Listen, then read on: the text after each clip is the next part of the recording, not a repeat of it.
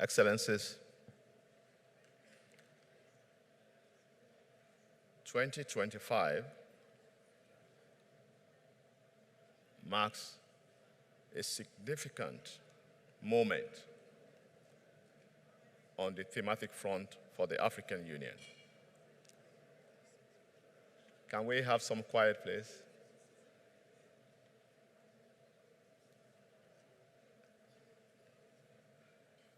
Excellencies, this year marks a significant moment on the thematic front for the African Union. This distinguished leaders panel is historic. For the first time, 4 former heads of state and government and a young, aspiring African woman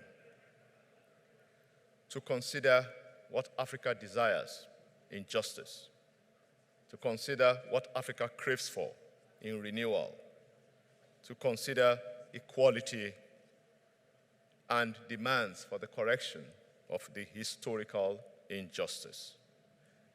Decades of captivity, decades of abuse of rights, decades of the assault on our culture must be accounted for. Accountability is therefore vital. Today, Africa and Africans in the diaspora are contributing to the foundations for modern statehood and democracy. It is imperative, Excellencies, that we remember, we reorganize, and we refocus. The essence is for Africa to travel on the road of self-introspection, to build and to rebuild for a fair, just, peaceful world of shared progress. President Mahama just stated that democracy cannot thrive in the presence of fear and mistrust. He also went on to say that democracy must not just be institutional, but relational. Excellencies, this is why this panel is the showstopper for this high-level dialogue. Distinguished former heads of state, statesmen, and stateswomen. Indeed, statesmen and stateswomen. Also, an aspiring young lady. I will have 2 questions for each panelist, and I will be giving them the opportunity to share their perspectives on their governance experience. From the theme of justice, rights, reparations, and most importantly, underlined, state building. I'll be starting with former President Masisi of the Republic of Botswana. Sir, please give us your perspectives on Africa's checkered history from your rich experience as a statesman in governance. What lessons and recommendations will you share towards our realization of Agenda 2063? The floor is yours, sir. Thank you very much. I hope the mic is on. Thanks, Mr. Moderator. Let me begin by thanking my fellow panelists and clearly the government of Ghana for this opportunity and distinguished guests over here. In my submission, I've got to begin from the perspective of first appreciating that Agenda 2063 of the Africa we want is a brilliant blueprint that states and highlights what it is that we ought to achieve. we must also be clear that the aspirations as enunciated in Agenda 2063 provide a wonderful blueprint that we could use to determine how far we've gone and what directions to take, particularly if you want to not only look at progress and resilience, but look at the governance architecture that we need. In terms of our history, as a nation state and as a continent, in my experience, I found that the first 10-year implementation plan of Agenda 2063 review provides very incisive guidance to what we ought to do.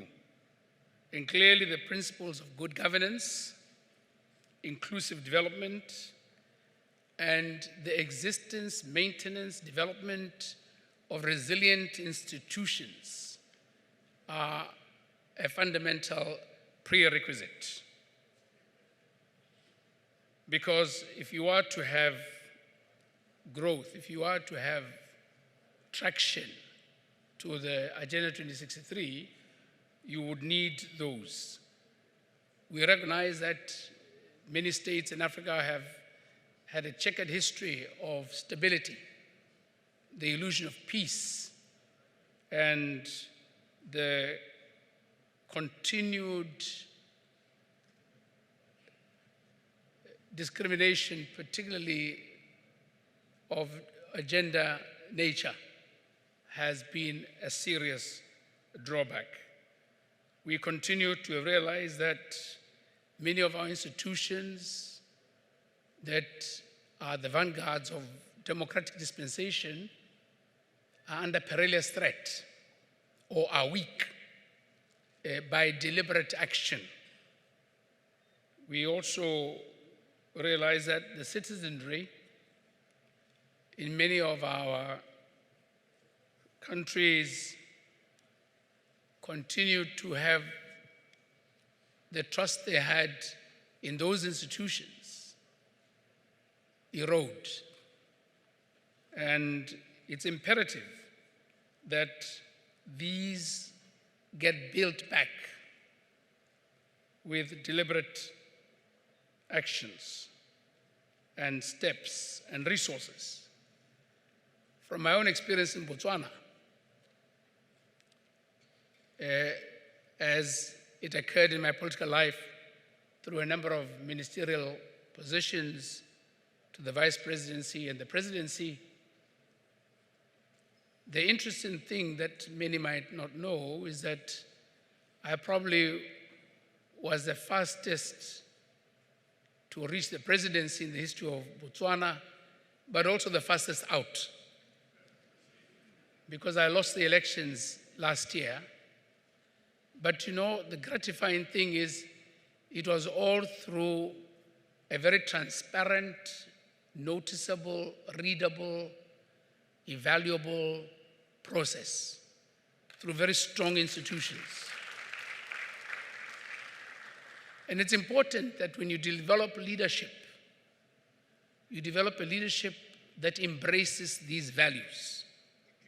It is absolutely important. For if we had not embraced those values, by a constant iteration with them and a redevelopment of them where they may be lacking through very systematic processes, confidence is built, not only in the individual leaders, but also in the parties that they lead. And so the lesson that I want to share very strongly is one of strong commitment to institutions that uphold democracy, that uphold the freedom from corruption of any sort, that include all those not included, but also a very strong foundation and adherence to the policies that get developed. And I will, in the second part, talk quite openly to you about the challenges that we face in Botswana, that every nation state in Africa is bound to face when you migrate to realizing Agenda 2063, and that's to do with the management of our natural resources and the husbandry of that for the people. Thank you.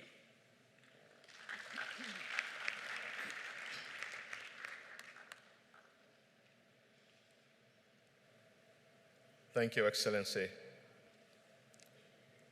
Value-laden leadership is a support pillar for good democratic governance. Thank you, Excellency. Please give the former president another round of applause. Excellency, former President Sahlework of the Federal Democratic Republic of Ethiopia. Your first question, ma'am. How can African governments, regional organizations, raise the momentum in the quest for global justice, peace, and stability? Excellency, over to you.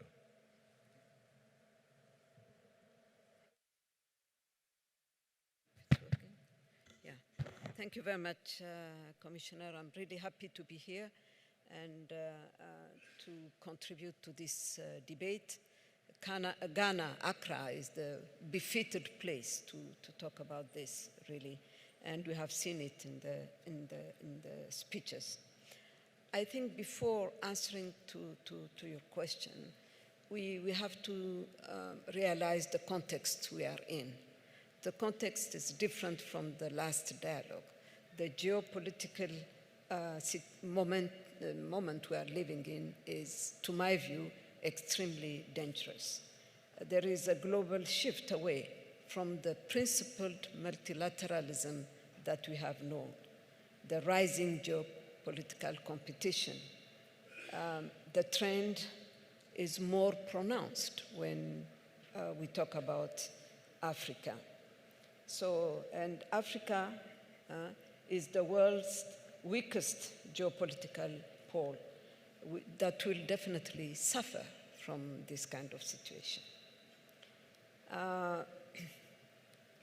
It is very important in this situation that we look at our international organizations, such as the African Union and the United Nations.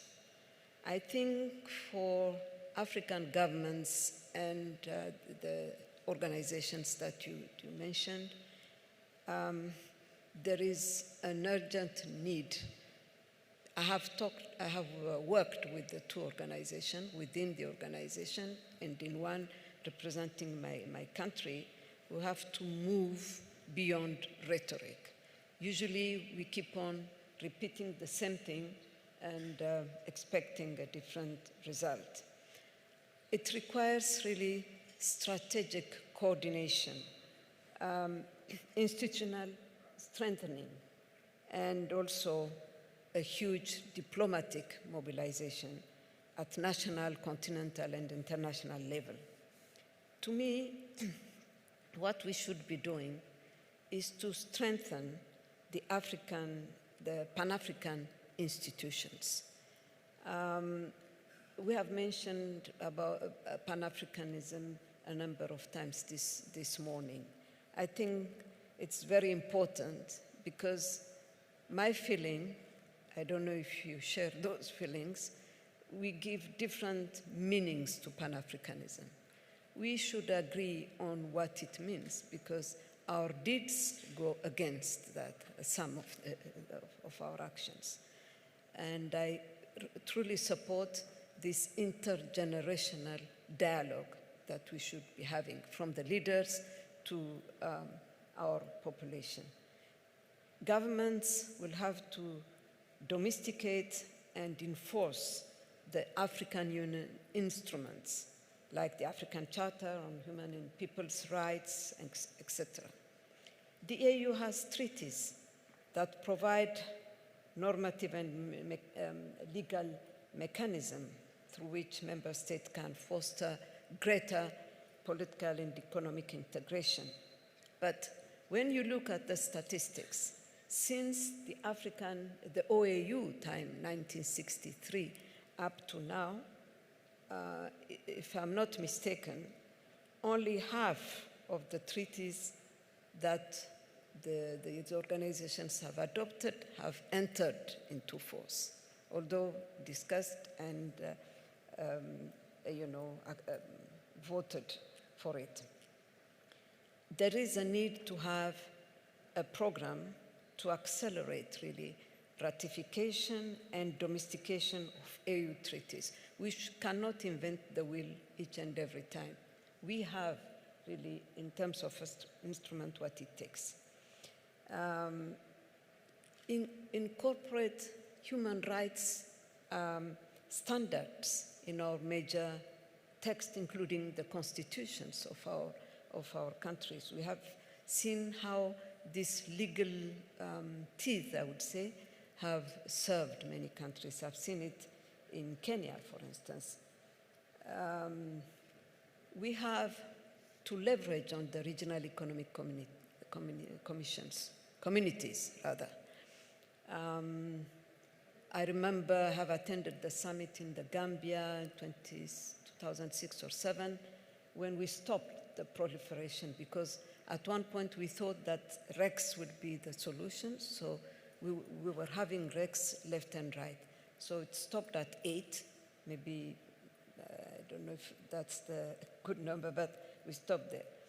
So we have to leverage with what we have to have a good division of labor between the African Union and the RECs. So countries, individual governments will have to work for that. I would say we have to go beyond also government and regional organizations to build a real diplomatic coalition for this cause. Since we are in Ghana, and Accra is the seat of the IFCFTA, IFCFTA is a very good example, to reduce dependency on former colonizers and invest really in social equity.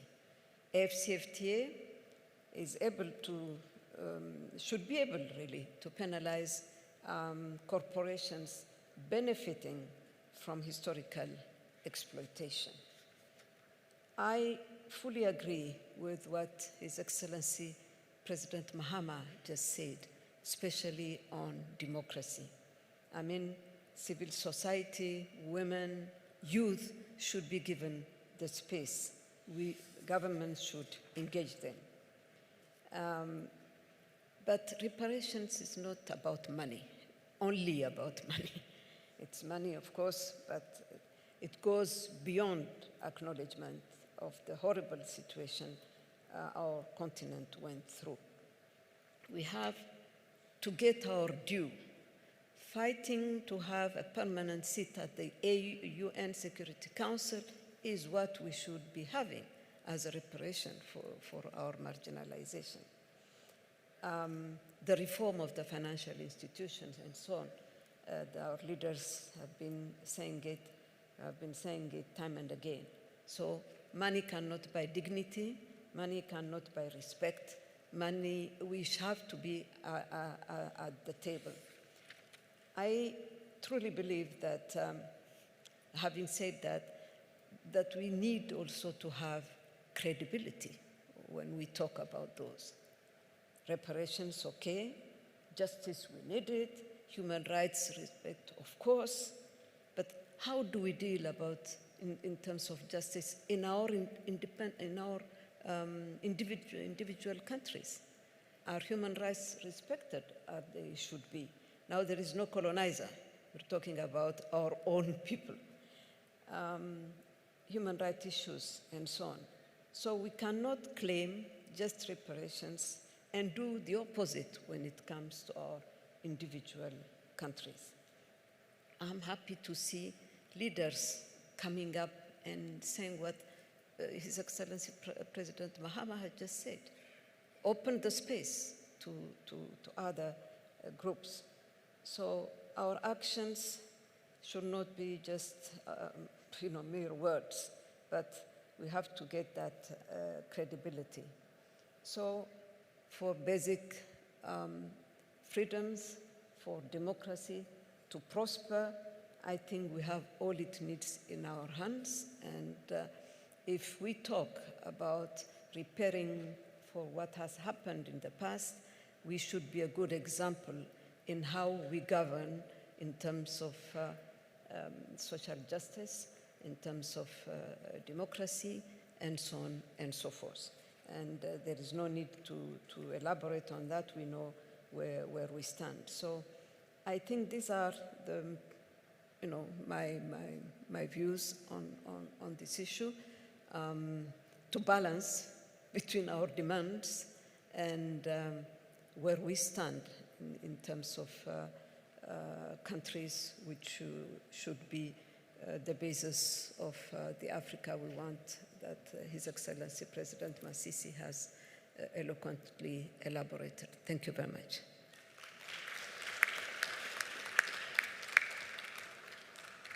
Thank you very much, Excellency. You have restated that reparations not just about money, but about dignity, about global reform, about the claim by the African Union for permanent seats, an increase in the number of seats in the non-permanent category of the United Nations Security Council. Well said, Excellency. Now let me turn my attention to former Vice President of the Republic of Zimbabwe, Dr. Mujuru. Do African women and those in the diaspora have enough space to promote social justice, restitution, and political rights? It's so important that we'll listen to your experience as number 2 in the government of the Republic of Zimbabwe. Over to you, ma'am. Thank you very much, Chairperson, for giving me this floor. Let me begin with clarity and conviction of African, since African is not monolithic, so to speak. Women and those in the diaspora do not have enough space to fully advance social justice, restitution, and political rights. I'm here speaking as a freedom fighter. I didn't just start as vice president. I started as a fighter for freedom. Not just freedom for women and youth, but freedom for everybody who needed it. So, talking of diasporians is the next stage that Africa has decided to embark on. But let's not forget that despite that fighting, liberation, independence, we still have to do quite a lot within our countries, within our communities, so that whatever we are going to speak at a continental level will be well understood and well taken. So to then involve the diasporians, they should be able to be convinced that at least at those levels, after struggles have been forged, independence achieved, there are things that governments have committed themselves into doing, causing practical issues to be implemented. A lot of conferences, a lot of speeches are given, but there is very little implementation. So, to speak, we must recognize that despite what governments have done, yes, in some cases, there are notable progress. With instruments like the Maputo Declaration, gender equality in Africa, the African Union Gender Strategy, my feeling is all that is very important. But let's go back to basics. Because once we are doing that, and people cannot identify themselves with issues that are being raised at continental level, it might not have done justice to our people. So I'm speaking of things that have been pronounced at continental level in Zimbabwe. During my time as Minister of Women Affairs and Community Development, there were a lot of laws to improve the level or to build the level playing field of women, youth, and men. Ministries were created, acts were enacted, but to some extent, you'll see that these are just acts and we would want to see more being implemented because people have already seen that the commitment by government is there. The commitment at continental level, yes, it's there. But when we are now beginning to involve and include diasporians, we need to have those things more pronounced, put in practice, so that when we are talking of African dignity being implemented by governments, they should be able to feel that when we think of going back home, there are things that have already been started. Your Excellencies.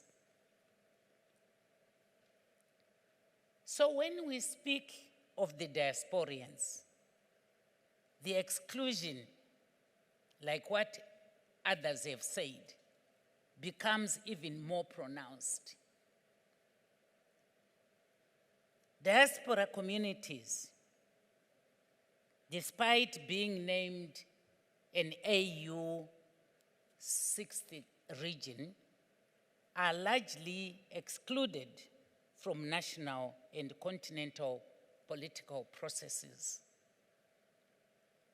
While advocacy for return of looted artifacts is gaining momentum, diaspora voices remain underrepresented in negotiations and policy discourses. However, I must hasten to say that we see much commendable efforts by member states in embracing diasporians, but still, we need to see much being done at local levels, regional levels, and then continental. Regional and local levels, we also want to see our chiefs given the example of West Africa and Ghana in particular, that's where slave trade was really felt in its rawness. So when we are doing these things and we just involve certain levels of leadership and chiefs are left out, we might not be able to come up with the exact results that we would want to see as Africa.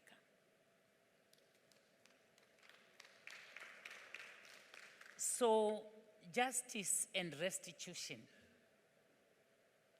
I can say that inclusion is still fragile.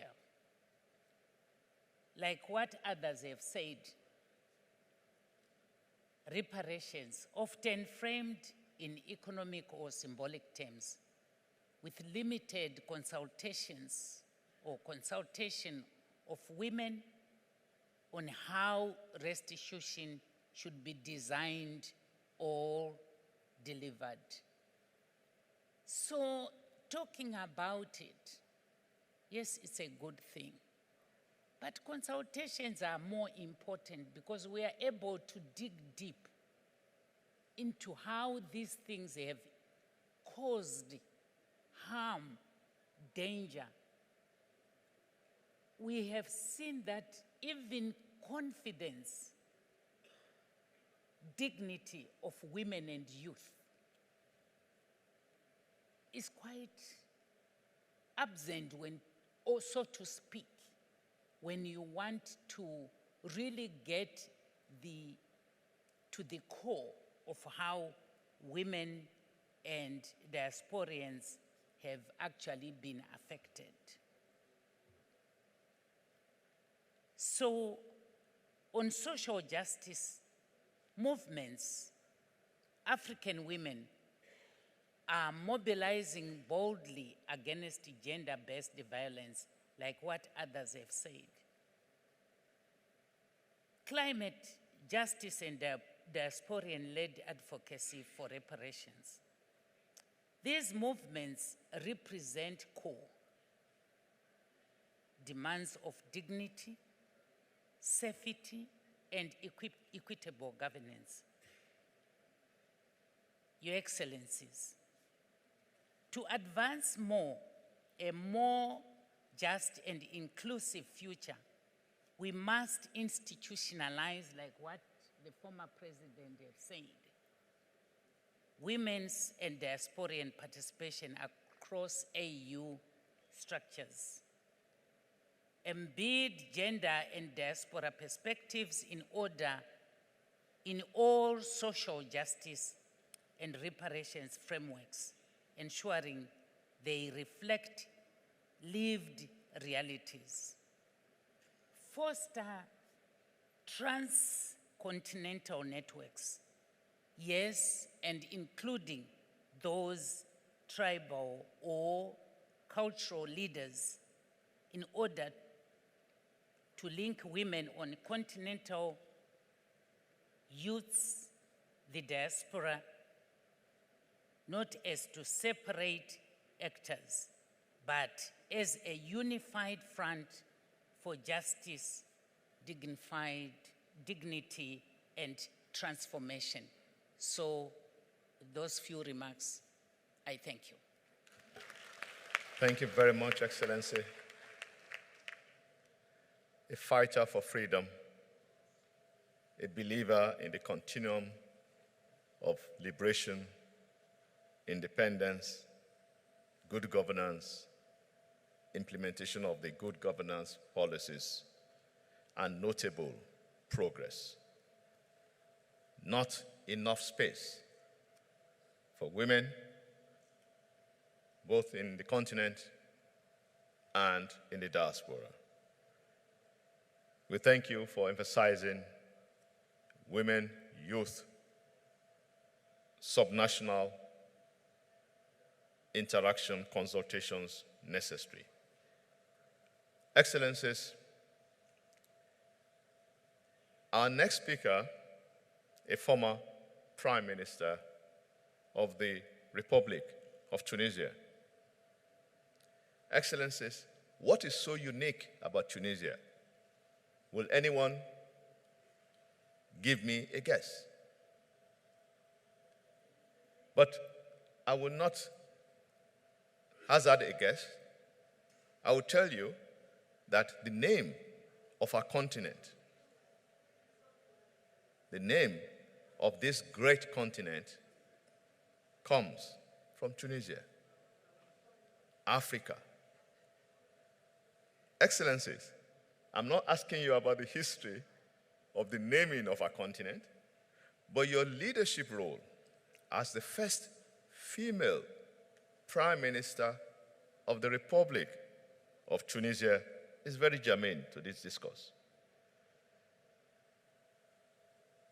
Madame Najla will be speaking in French, and she will respond to this question: is Pan-African consensus possible in redefining the African quest for reparations?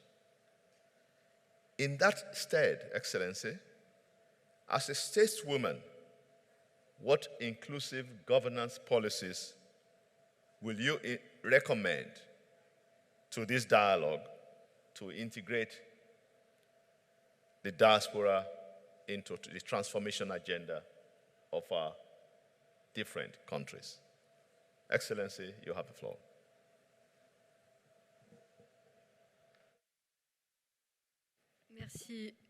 Merci, Monsieur le Commissaire Bankole. C'est pour moi un honneur immense que d'être ici à Accra, le centre du monde, et de participer à ce panel prestigieux. En réponse à votre question, Monsieur le Modérateur, je tiens à affirmer avec conviction qu'un consensus panafricain sur les réparations est non seulement possible, mais indispensable, voire urgent. Toutefois, ce consensus doit être envisagé comme un processus de transformation collective et non comme une simple revendication tournée vers le passé, car il s'agit véritablement de co-construire urgemment la souveraineté africaine dans toutes ses dimensions, économiques, alimentaires, énergétiques et bien entendu culturelles, comme l'ont souligné les orateurs par le passé. Sans cette souveraineté affirmée, nous ne pourrons ni négocier les réparations, ni les transformer en partenariats intelligents, durables et équilibrés. La réalisation de ce consensus exige un courage politique, une vision stratégique, une gouvernance inclusive et une capacité d'innover et de quitter les sentiers battus. Elle suppose également de poser des bases communes solides. Non en uniformisant nos récits, mais en partageant quelques principes clairs. Premièrement, la reconnaissance collective des injustices historiques, mais aussi contemporaines, subies par l'Afrique et sa diaspora, ainsi que des formes actuelles de colonialisme et de spoliation. Mesdames et messieurs, l'année 2024 s'est révélée l'une des plus violentes depuis la fin de la guerre froide.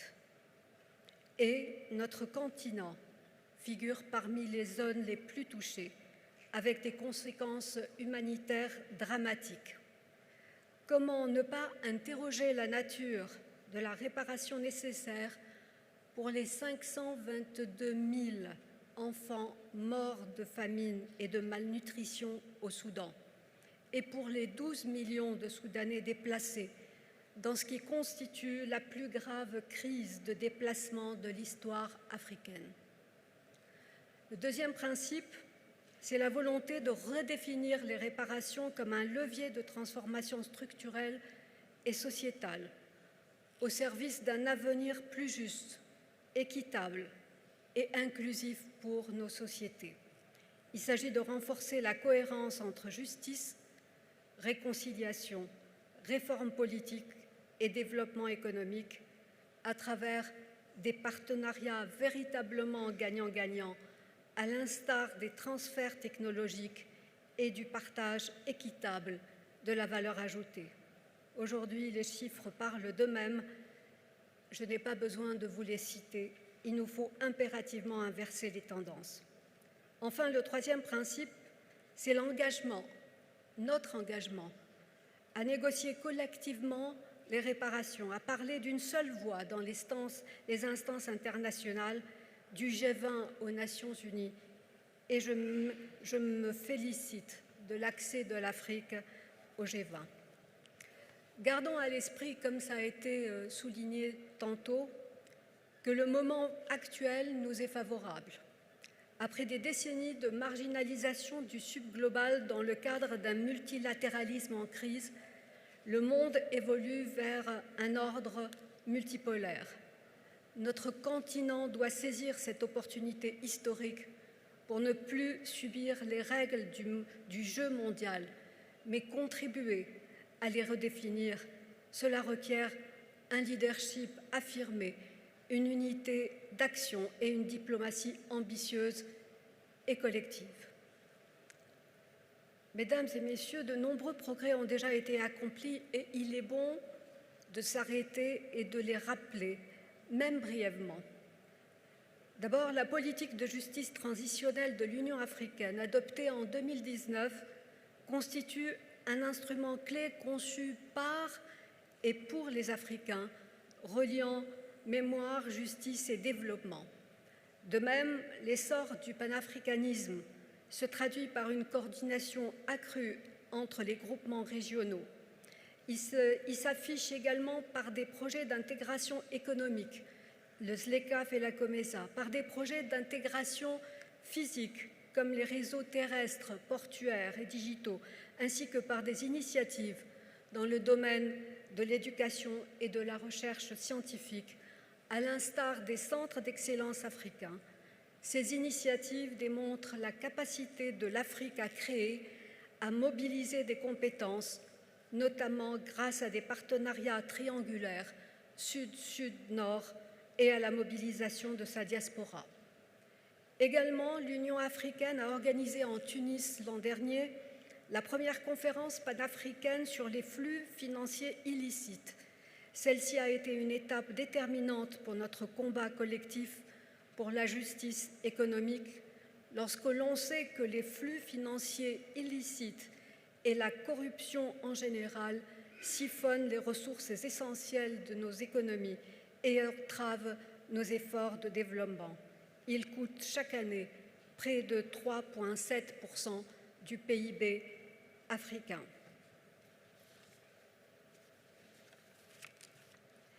Les expériences de réparation du continent, que ce soit en Tunisie, en Afrique du Sud, au Libéria, à Maurice, au Rwanda ou à Sierra Leone, illustrent, mesdames et messieurs, la diversité des approches possibles. Ces expériences doivent être documentées, évaluées, capitalisées, afin d'en tirer les enseignements nécessaires et de préserver la confiance dans ces instruments de justice capitaux. Mon pays, la Tunisie, quant à elle, à l'initiative de son Excellence le Président de la République, Kais Saied, a tiré parti de son processus de transition démocratique en mettant en place des réformes politiques ambitieuses, notamment l'adoption à la suite du référendum du 25 juillet 2022, précédé d'une consultation nationale, d'une nouvelle constitution plaçant la solidarité, la cohésion sociale et la reddition des comptes au cœur de la vie publique. La diaspora tunisienne y a été activement associée, contribuant au débat sur la justice, les choix sociétaux et la reconstruction. L'intégration de la diaspora est donc un impératif stratégique. Nous sommes au jour d'aujourd'hui 1,5 milliard à vivre sur le continent africain et ce chiffre devrait doubler d'ici 2050. Plus que 200 millions de personnes d'origine africaine vivent hors du continent, représentant bientôt plus du quart de la population mondiale. Chaque année, environ 70 000 professionnels qualifiés quittent l'Afrique, dont des cohortes entières de jeunes diplômés, ingénieurs et médecins. La diaspora représente donc une force diplomatique, économique et intellectuelle majeure. Elle doit être reconnue comme une véritable région de l'Union africaine et j'adhère tout à fait à ce qui a été dit par rapport à cette thématique-là par les orateurs qui m'ont précédé. Donc pour l'intégrer pleinement, nous disposons d'ores et déjà de leviers efficaces, comme appuyer les travaux de la division diaspora de l'Union africaine, renforcer sa participation aux priorités de l'agenda de 2063 et capitaliser sur les bonnes pratiques nationales, comme le forum de la diaspora organisé par la Tunisie pour favoriser l'investissement et la diplomatie culturelle, ou encore le Conseil mondial de la diaspora algérienne qui encourage la valorisation des compétences et des investissements. D'autres initiatives mériteraient d'être développées et je sais que nombreux ceux qui travaillent activement sur ces sujets. Je recommande en particulier la création d'un haut conseil des réparations incluant État, société civile et diaspora, également la mise en place d'un fonds souverain de la diaspora dédié au développement durable et à la paix et veiller à en garantir la transparence, également l'accélération des partenariats scientifiques, des universités transnationales et des programmes de mentorat au profit des jeunes et des femmes entrepreneurs.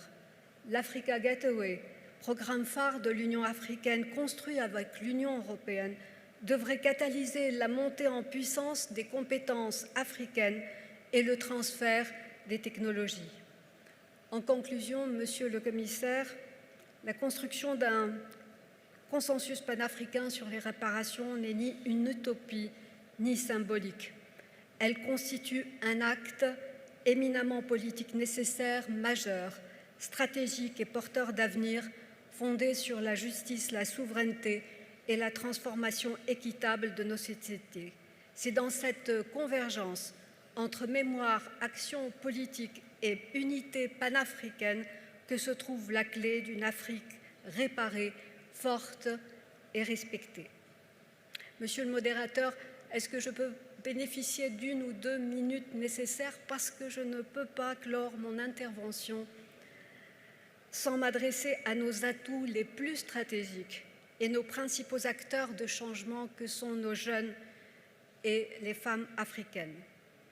À nos jeunes, je voudrais faire écho au message transmis par le représentant de l'Union panafricaine de la jeunesse aux dirigeants mondiaux lors du dernier forum politique de haut niveau des Nations Unies la semaine dernière. Il les a exhortés à utiliser votre nombre. Vous, les jeunes, vous êtes 60% à avoir moins de 25 ans et 56% en âge de travailler entre 15 et 35 ans. Votre sens de l'innovation et votre maîtrise de technologie, notamment du digital, sont à utiliser pour participer activement à la construction de l'Afrique que nous voulons. À nos femmes, et je termine avec ça, je reconnais le potentiel incommensurable que vous, nous, représentons. J'ai eu l'immense honneur, comme vous l'avez dit, Monsieur Bankole, et le privilège d'être la première femme à occuper le poste de chef de gouvernement en Tunisie et dans le monde arabe, pendant une période critique de notre histoire qui a été exacerbée par le Covid-21 et par le démarrage de la guerre en Ukraine.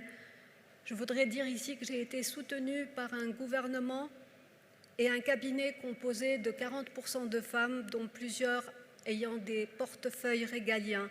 Cette composition, et c'est mon témoignage, a considérablement renforcé la sensibilisation aux besoins des femmes, comme la promulgation de textes juridiques imposant la parité au sein des conseils d'administration et des entreprises publiques, également l'émergence d'opportunités diverses et innovantes de projets et de cadres réglementaires pour lutter contre la pauvreté, pour la création d'emplois décents pour tous, pour le renforcement de l'économie sociale et solidaire et l'inclusion financière.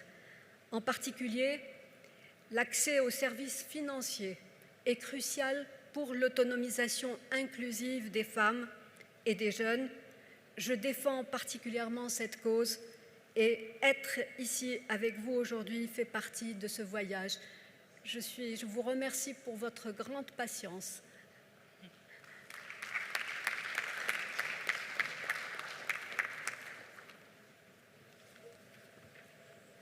Merci beaucoup, Excellence.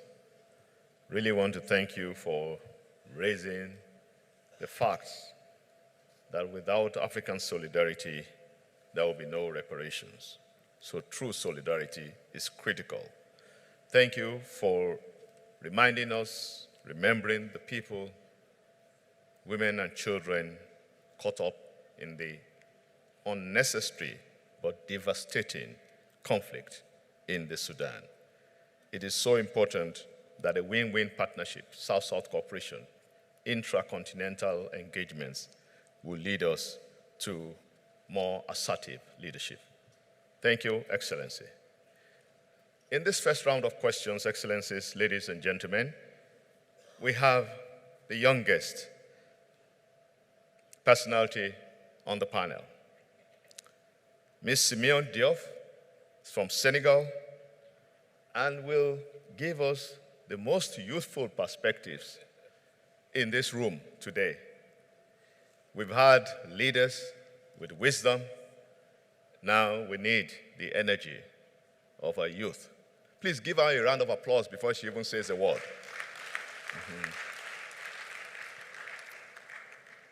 She's an African Union Youth Ambassador for Peace. She champions, she sleeps, she wakes up about working for peace. So, Simone, how can the African youth that you represent and those in the diaspora advance sustainable peace and development?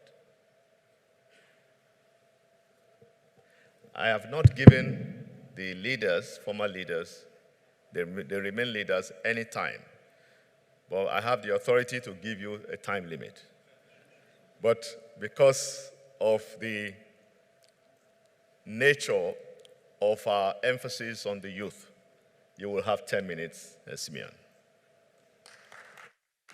Thank you. I will be speaking in French. Merci, commissaire. Et hier, j'ai fêté mon 29e anniversaire. Et aujourd'hui, c'est vraiment un cadeau d'être dans cet éminent panel.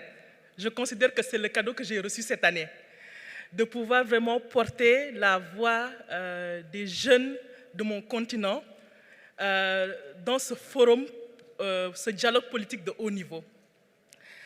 Et je prends aussi cette occasion pour remercier le commissaire, vraiment pour le soutien au travail des jeunes ambassadeurs pour la paix. On est 5 au niveau continental et nous travaillons à la promotion de l'agenda jeunesse, paix et sécurité, et notamment la promotion du cadre continental jeunesse, paix et sécurité de l'Union africaine. Et nous bénéficions vraiment du soutien du commissaire et nous le remercions pour son travail, mais aussi pour tous les efforts de PAPS dans l'inclusion des jeunes dans les processus de gouvernance, de paix et de sécurité. Et c'est ce qui m'a permis l'année dernière d'être observatrice électorale pour les élections du Botswana. Donc, Monsieur le Président, l'année dernière, lors des élections, j'ai pu observer moi-même la transparence du processus dans les urnes. Voilà, et tout ça, c'est grâce aussi au leadership de l'Union africaine qui nous donne la place en matière de paix, de sécurité et de gouvernance. Voilà. Et pour répondre à votre question, Son Excellence, Monsieur le Commissaire, je suis très ravie parce que c'est quelque chose qui me touche personnellement. Je suis née, j'ai grandi au Sénégal et j'ai grandi sur l'île de Gorée. L'île de Gorée, oui, effectivement, à quelques mètres de la maison des esclaves, dans une maison d'éducation pour jeunes filles, un lycée d'excellence. Et après avoir eu mon bac, bénéficiant de la bourse d'excellence de l'État du Sénégal, j'ai pu aller faire mes études à l'extérieur. Donc j'ai aussi été dans la diaspora pendant 7 ans, hors de mon pays, et ensuite j'ai eu la chance de revenir, contrairement à certains qui sont restés pour multiples raisons. Donc moi, je me considère chanceuse d'être rentrée. Donc j'ai vécu les deux expériences. J'ai été dans la diaspora, mais je suis rentrée. Et cette expérience-là me permet de parler de ce sujet, de parler en tant que jeune femme africaine, mais aussi ayant vécu au niveau à l'étranger et connaissant les réalités. Ça m'a permis de comprendre les réalités, les forces, mais aussi les faiblesses des jeunes vivant au niveau de la diaspora. Mais aussi, quelles sont les forces et les faiblesses aussi que nous avons. Et pour moi, je dirais qu'on a les mêmes luttes, que ce soit jeunes d'Afrique ou jeunes de l'extérieur. On a les mêmes aspirations. Nous voulons tous le changement, nous voulons tous le développement, la paix et la sécurité. Mais on a différentes caractéristiques. Même si nous voulons avoir cette responsabilité de travail pour notre continent, on a deux caractéristiques différentes. Je pense que la jeunesse africaine, ici en Afrique, nous incarnons l'innovation locale. Nous incarnons aussi la résilience face aux différents défis politiques, économiques, sécuritaires. Vous voyez ce qui se passe dans la région du Sahel. Mais nous avons aussi une connaissance fine des réalités au niveau communautaire. Ça, c'est nous. Pour les jeunes de la diaspora, ils disposent d'un capital économique, diplomatique, vous l'avez dit, Son Excellence. Et aussi, ils peuvent mobiliser des ressources, ils disposent de l'innovation. Donc, ensemble, nous devons travailler. Nous sommes deux forces qui devons dialoguer. Et ensemble, je pense que nous pouvons partager les compétences en matière d'entrepreneuriat, de technologie, d'intelligence artificielle, de mobilisation des ressources. Nous pouvons soutenir l'innovation, l'éducation dans notre continent et nous pouvons aussi, plus important, amplifier la voix des jeunes Africains sur la scène internationale. Moi, je pense que c'est ça qui est le plus important pour nous permettre d'avoir la justice et l'équité.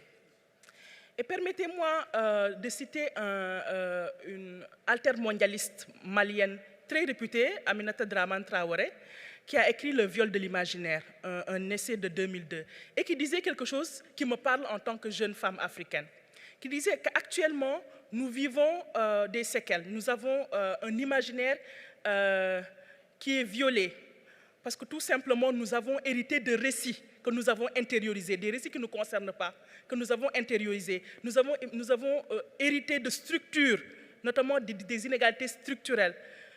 Et moi, en tant que jeune, ça me parle. Et pourquoi je parle de ça? Parce que l'année dernière, nous avons eu la chance, avec l'Union africaine, de mener des consultations, les 5 jeunes ambassadeurs, les consultations sur le nouvel agenda pour la paix, la perspective des jeunes Africains. Et une chose est ressortie. Là, on parle de réparation, mais l'année dernière, parce que c'est le thème de l'année, mais de façon naturelle, c'est dans le rapport, vous pouvez aller le voir au niveau du site. Les jeunes Africains parlent de réparation à leur manière, parce que de un, ils parlent de transfert de capitaux, de un, pour la réparation. Plus important pour eux, transfert de compétences, d'où la nécessité de dialoguer entre jeunes d'Afrique et jeunes de la diaspora, parce qu'eux peuvent nous apporter aussi les ressources nécessaires, l'innovation technologique nécessaire. Mais aussi, ils parlent de transfert de pouvoir. Vous avez parlé, Vos Excellences, de la réforme de la gouvernance internationale. Le fait que l'Union africaine puisse avoir un siège au niveau du Conseil de paix et de sécurité. C'est quelque chose, un point qui est ressorti. Et pour eux, pour les jeunes, ça c'est une forme de réparation.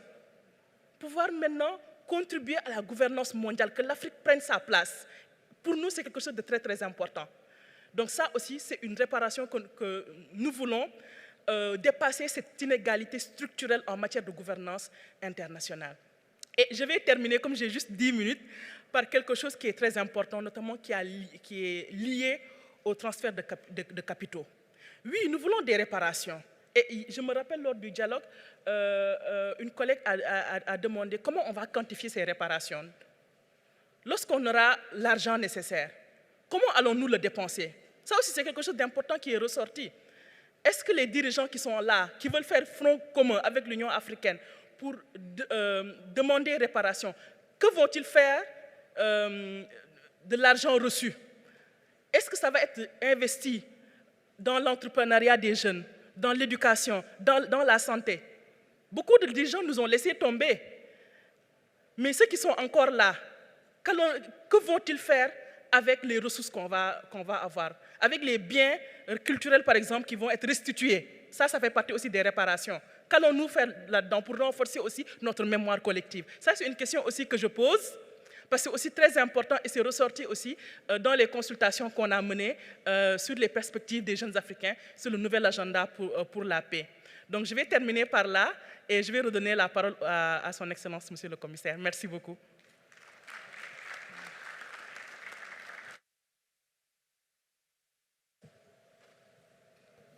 Excellencies, the voice of the youth, powerful and very direct. Please give her another round of applause. Excellencies, Ms. Simone has told us the history where she lived close to the island of Gore, where slaves were taken across the ocean. Dehumanizing, very, very sad and tragic. But she has also looked into the future, emphasizing new technology,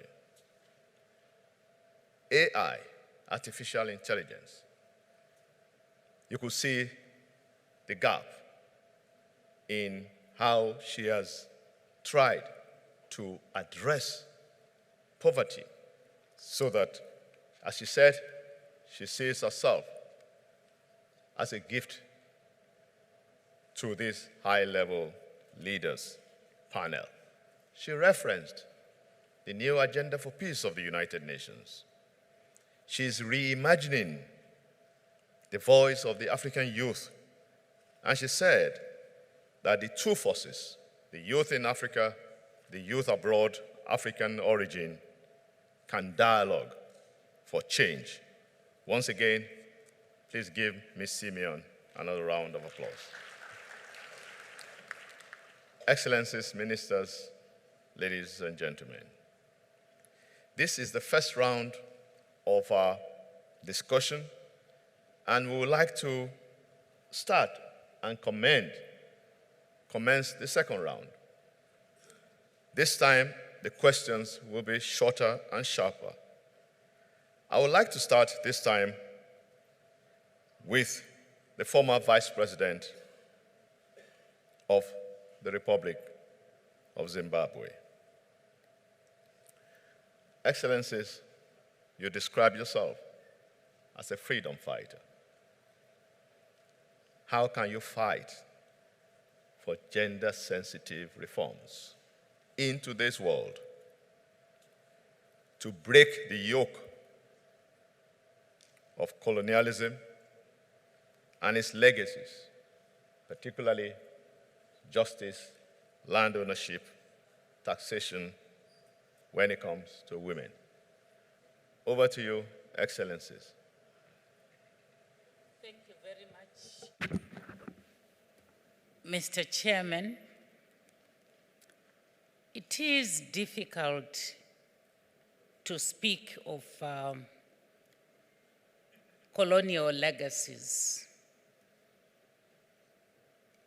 And when we are confronting the ways in which systems of injustices, dispossession, and exclusion continue to shape our present, these legacies were designed to protect state, control bodies,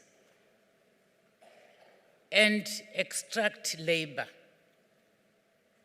So when we fought, we were trying to break that. And women in particular were rendered invisible in both colonial and customary frameworks. even to date, when we are speaking of the Africa we want, we should aim to bridge the gap, the fear which I believe exists between men and women. When they see us talking about some of those things that hate us, that are preventing us from achieving the level that we think we can participate and be able to bring in freedom and peace, even amongst the families, even between husband and wife, you'll see the resistance. So, let alone talking of colonial legacies, where I'm sure at that time in my country, women, we were possibly number 5 or number 4, even way after our sons were considered to be better in position of society. So truly speaking, Mr. Speaker, we need to break away from these issues and be able to accept that as Africa, we have women, we have already culturally, to some extent, we're considered as people who would also bring peace in the family and also contribute meaningfully for the family. On justice sector reforms, you will agree with me that colonial legal systems were imposed to protect state and economic interests, not to deliver justice to African people, and certainly not to women. And key reforms should therefore be integrated, should integrate customary and formal legal systems to ensure they uphold women's rights, particularly in the area of marriage, inheritance. Fortunately, in Zimbabwe, we have passed these laws, but still women are facing problems, sometimes legal problems, where those legal people should be able to protect the widow and orphans. They find it very difficult to even access properties that have been left by probably the breadwinner or the husband. And in some cases, if it's a woman who is dead, her own relatives would come and destabilize, even though there are laws to protect. So, Your Excellency, with respect to land and resource rights, colonial administrations concentrated land control in the hands of the state, male elites, or other settler populations, excluding women from formal land ownership and decision-making. In Zimbabwe, we are trying, they have tried, but we have seen how the Western world has actually excluded or demonized what Zimbabwe tried to do in case of land. Freedom fighters thought this is exactly what caused the war.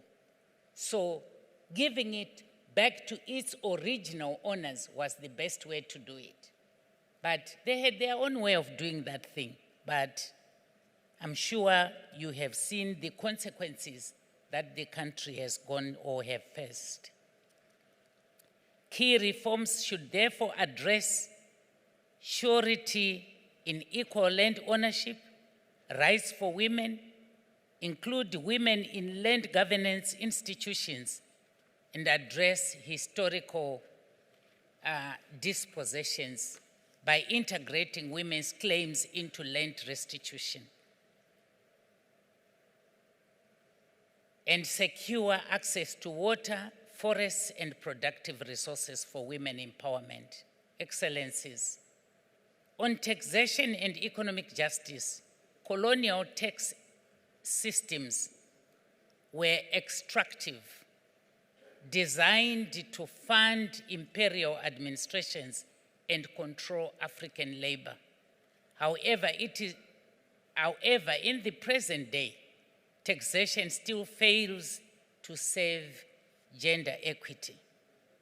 And key reforms should include shifting tax burdens disproportionately affecting poor women, and expanding taxation and extractive industries, and use the revenue to invest in the social protection of women and supporting the informal economy where most African women work by providing tax incentives and protection from harassment. We also must include women organizations in tax policy design forums. Your Excellency, on education systems, curriculum reform, you will all agree with that colonial education was elitist, Eurocentric, and patriarchal, designed to create clerks, not thinkers. So what we are trying to do right now is going against what they had planned for us as Africans, that we are now thinking what we want to be and what we want to have, the gains from our own resources as the rightful owners. We also must include all those that I have mentioned, women's organizations, in planning this.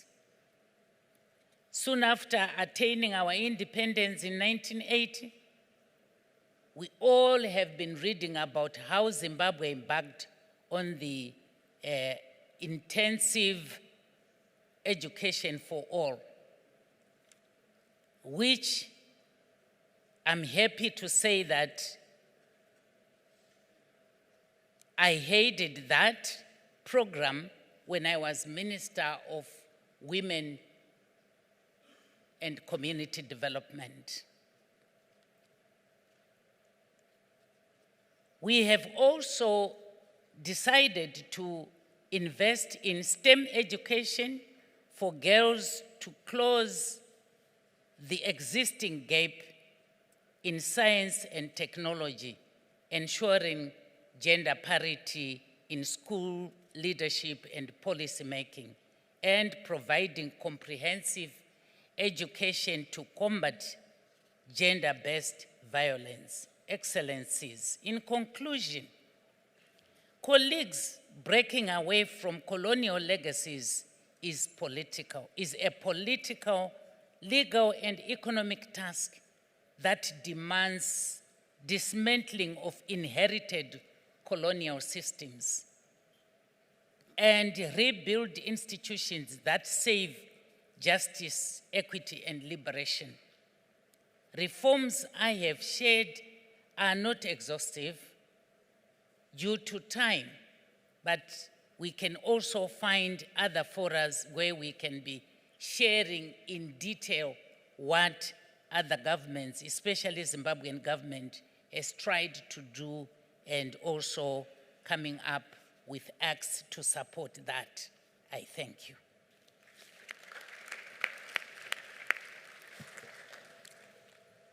Excellency, former Vice President, special and immense thanks. You have re-emphasized that we need to stop the historic dispossession and exclusion, particularly for women, because colonialism was never meant to deliver justice. The emphasis on education is well underscored, particularly for women and girls in science, technology, engineering, and mathematics, popularly called STEM. Thank you very much, Excellency, for those insightful comments. Please, another round of applause for a former Vice President. Excellencies, permit me now to go to former President Masisi. It is very clear, but you will give us the insights about what mechanisms can African governments put in place to strengthen the coherence between justice, reparations, and governance. Your experience is well appreciated, and I believe our audience today would like to hear from you in this regard.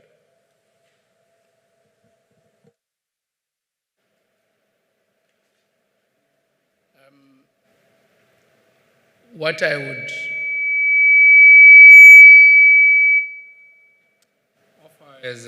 proffer as an answer is predicated on the experiences we've had in Botswana. And these revolve around governance.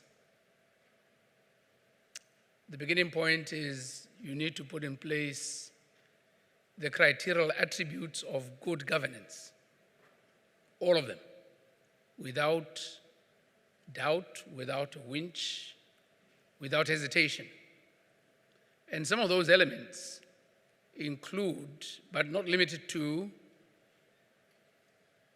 laws, fair, just, and clear laws, and the framework of the legal system. Part of that would include a very clear separation to be able to settle disputes. So an independent, agile, and forward-thinking judiciary makes for a major strong pillar of good governance, because there invariably will be disputes. You also need to put in place very clear, strong institutions of governance in the executive. And so the management of an ethical public service with a drilled embracement of anti-corruption and a commitment to serve the public is essential. As part of the building blocks of strong institutions includes a constant review of their processes and the filling in of the gaps. You need a strong commitment to the application of the rules. Rules-based processes. You need in place policy frameworks, policies that are crafted in an inclusive manner with a deliberate intention to serve the general populace. You need an unapologetic defense and protection of not only the sovereignty of territory, but also the sovereignty of natural resources. Unapologetic. And in order to do this, you need a very structured frameworks in the governance of those natural resources. And this is where I will drill down to the example that I highlighted earlier. We in Botswana are known not just for the best beef in the world. I hope I'm not being provocative. And in West Africa, you can talk about jolly of rice. In Southern Africa, we talk about beef. But you also need to ensure that the way in which you craft your contracts with those that you get into partnership with in the optimization, the value addition of your natural resources is sanitized of any elements of extractive, predatory behaviors. And I like to give this example, which in my own analysis explains a lot of the reasons why I lost the election so badly last year, because I was unwilling to compromise in our renegotiation with a long-standing partner, because the time came when we would get the opportunity to look afresh at the major foundational master agreement between the Botswana government and De Beers. And that's where we unearthed a lot of very offensive language, predatory behaviors and practices stifling our development. And that's a caution to all of us. It's important that you seek good for your country and people in those agreements. And one of the most important ones is, if you have established a judicial system that is tested, there's every reason for you to demand that the interpretation of any contract be home-based. I say this because we found, to our shock and horror, that our master agreement was interpretable in the United Kingdom. And so to seek redress to any query or difference we might have, we have to apply English law. More than 50 years after independence. So I identified that as one of the ones to attack. We assaulted it successfully, to the anger and annoyance of our partner. The other most offensive clause was a non-compete clause. Never allow any partner to pin you down with your resources with a clause that does not allow you to compete, because it envelopes them with exclusivity of the value addition of your resources. I could go on about those, but it's important, I think, in the interest of time, to take serious note of these as we manage our resources for our own development. And clearly, this is applicable not just in one country or sub-region, but the continent, including in the diaspora. To my final point, it's extremely important to understand the concept of justice in its expansive form. What's good for the goose, being good for the gander, means that the justice you promulgate, you practice, you embrace, you fortify in your own country should be applicable in the region, in the continent, and to the diaspora. And never, ever, as an African, allow another African to accept injustice, or you to accept they being treated with injustice. I thank you.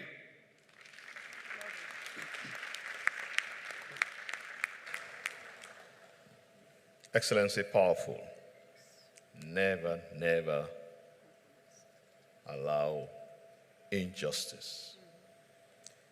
Very, very critical, Excellency, for sharing your thoughts, particularly around contract management with multinationals, the essence of the rule of law, the inclusivity in our policies, and definitely independent, agile judiciary, well tested, a strong pillar of good governance. Excellencies, permit me to go to the youth wing again. Ms. Simone, what key messages will you send to the young Africans in this room,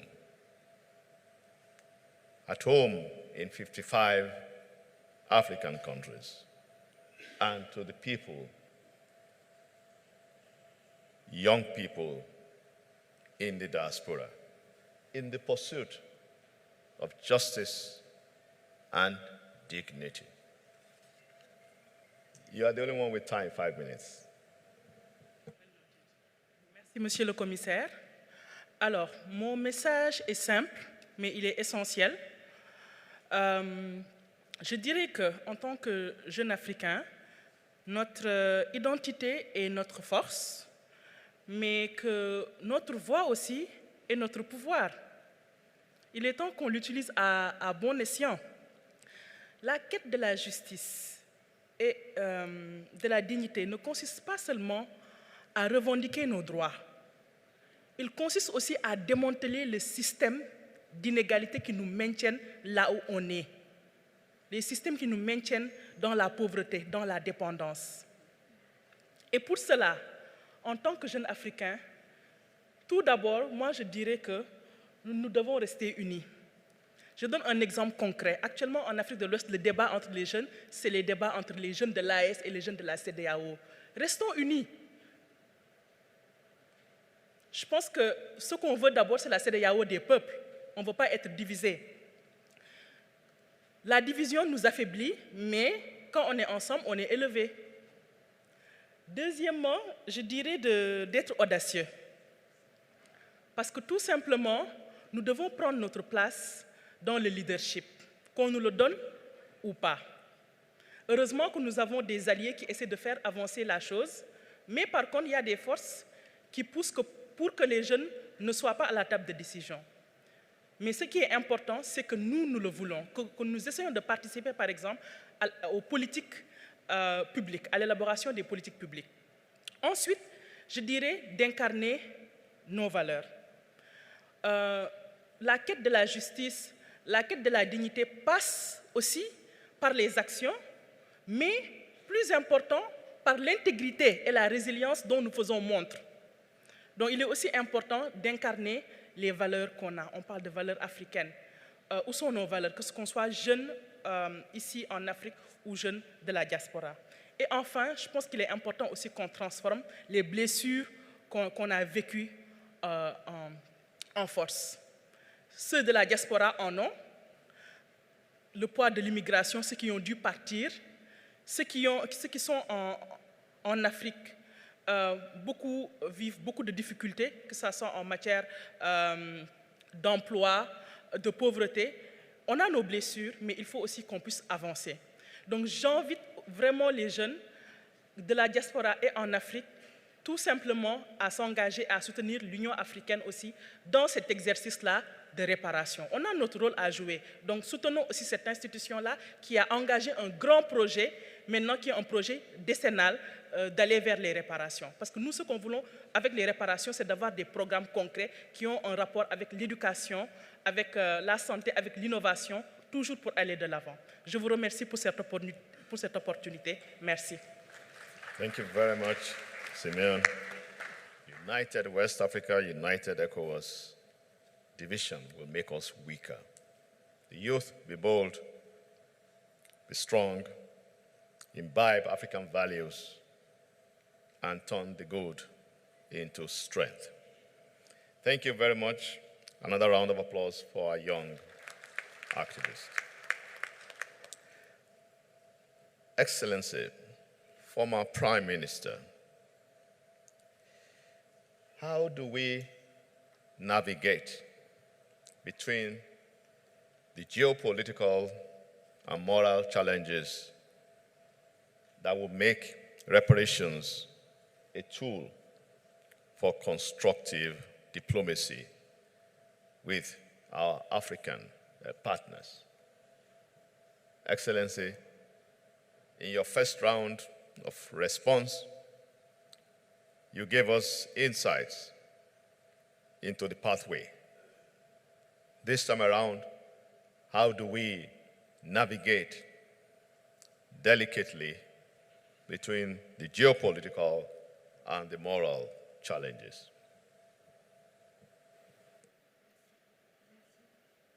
Merci encore, monsieur le modérateur, pour cette question cruciale. Alors que nous nous trouvons aujourd'hui à un moment charnière de l'histoire des relations internationales.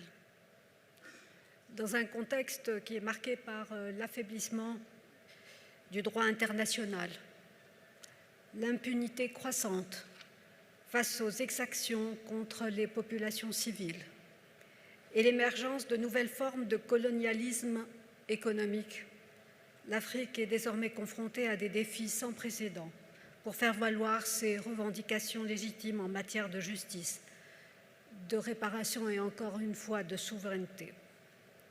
Les réparations continuent de se heurter à des logiques de pouvoir global et à des rapports de force déséquilibrés. La crainte de précédents financiers reste vive, ce que nous pouvons comprendre si on rappelle que jusqu'en 1914, près de 90% du territoire africain était sous domination coloniale. Cette situation est aggravée par l'affaiblissement du multilatéralisme, illustré par l'impuissance persistante du Conseil de sécurité de l'ONU face aux crises contemporaines. Cependant, l'émergence d'un ordre pluripolaire offre à notre continent une opportunité stratégique sans précédent et nous nous devons de la saisir. Celle de diversifier ses partenariats, de parler d'une seule voix, conformément au consensus des îles Unies, qui plaide déjà depuis 2005 pour une représentation africaine permanente au Conseil de sécurité. Et de renforcer également sa souveraineté, comme je l'ai précisé lors de ma première intervention, dans toutes ses dimensions, de manière holistique, économique, énergétique, alimentaire et culturelle. Et dans ce cadre, permettez-moi de proposer à la réflexion un certain nombre de pistes stratégiques, celles qui s'offrent à nous pour transformer la question des réparations en un outil de diplomatie constructive. Premièrement, et comme je l'ai souligné, il est impératif pour nous d'accélérer la construction d'un consensus panafricain sur les réparations, en privilégiant une vision tournée vers l'avenir et fondée sur la justice restauratrice ainsi que sur la transformation socio-économique. Deuxièmement, il est essentiel de diversifier les formes de ces réparations.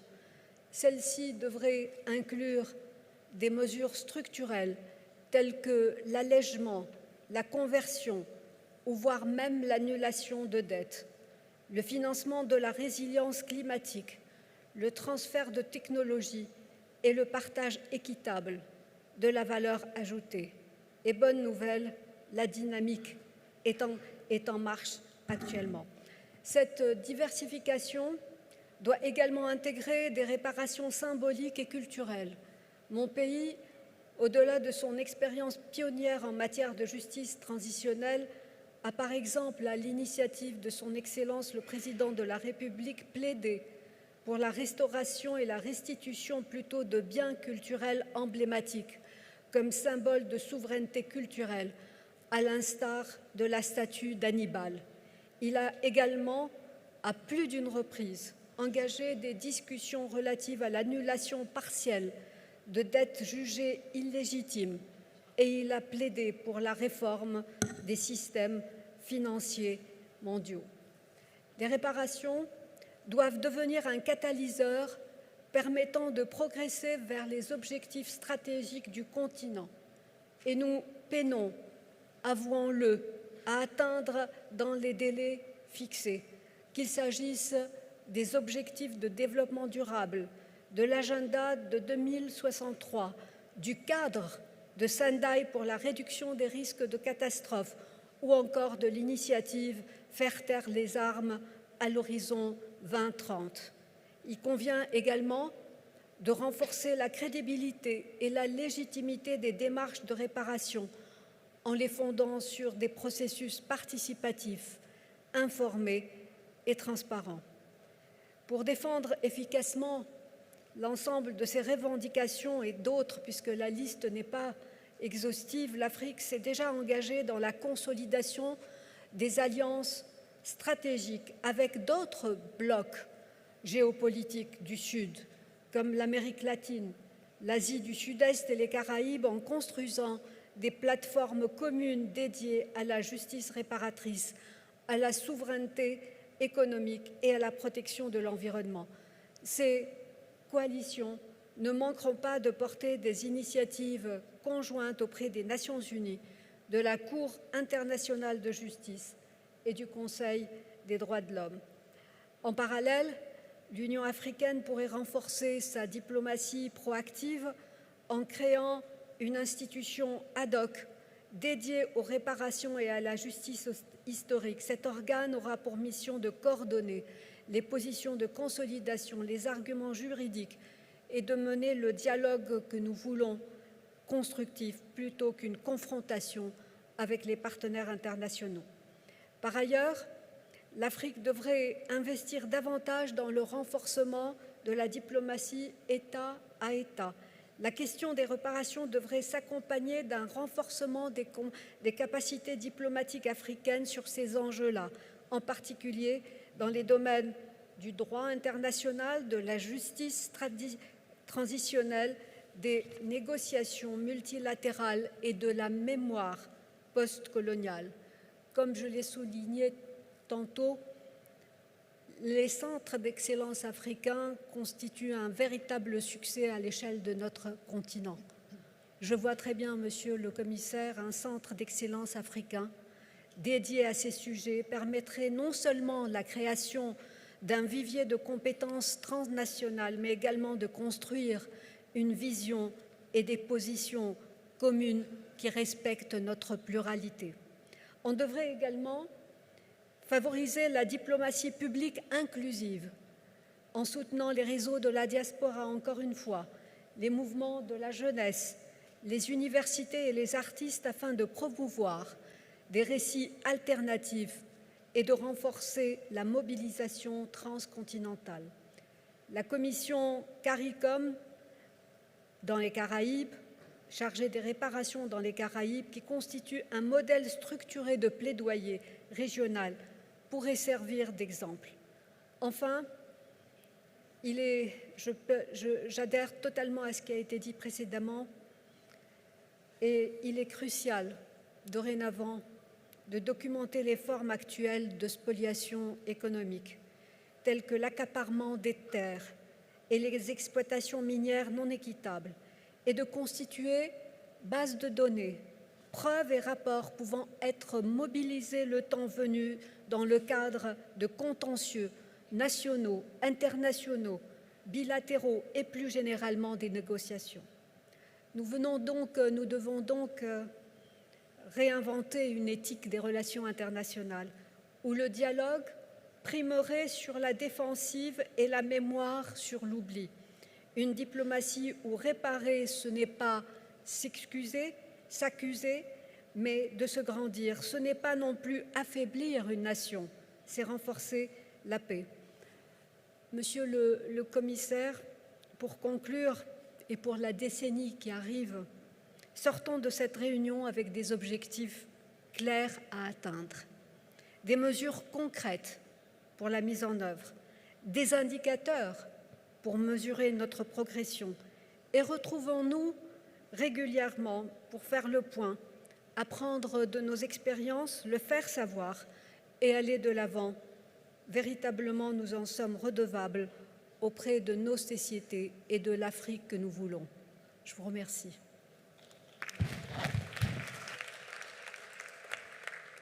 Thank you, former Prime Minister, for emphasizing all shades of diplomacy.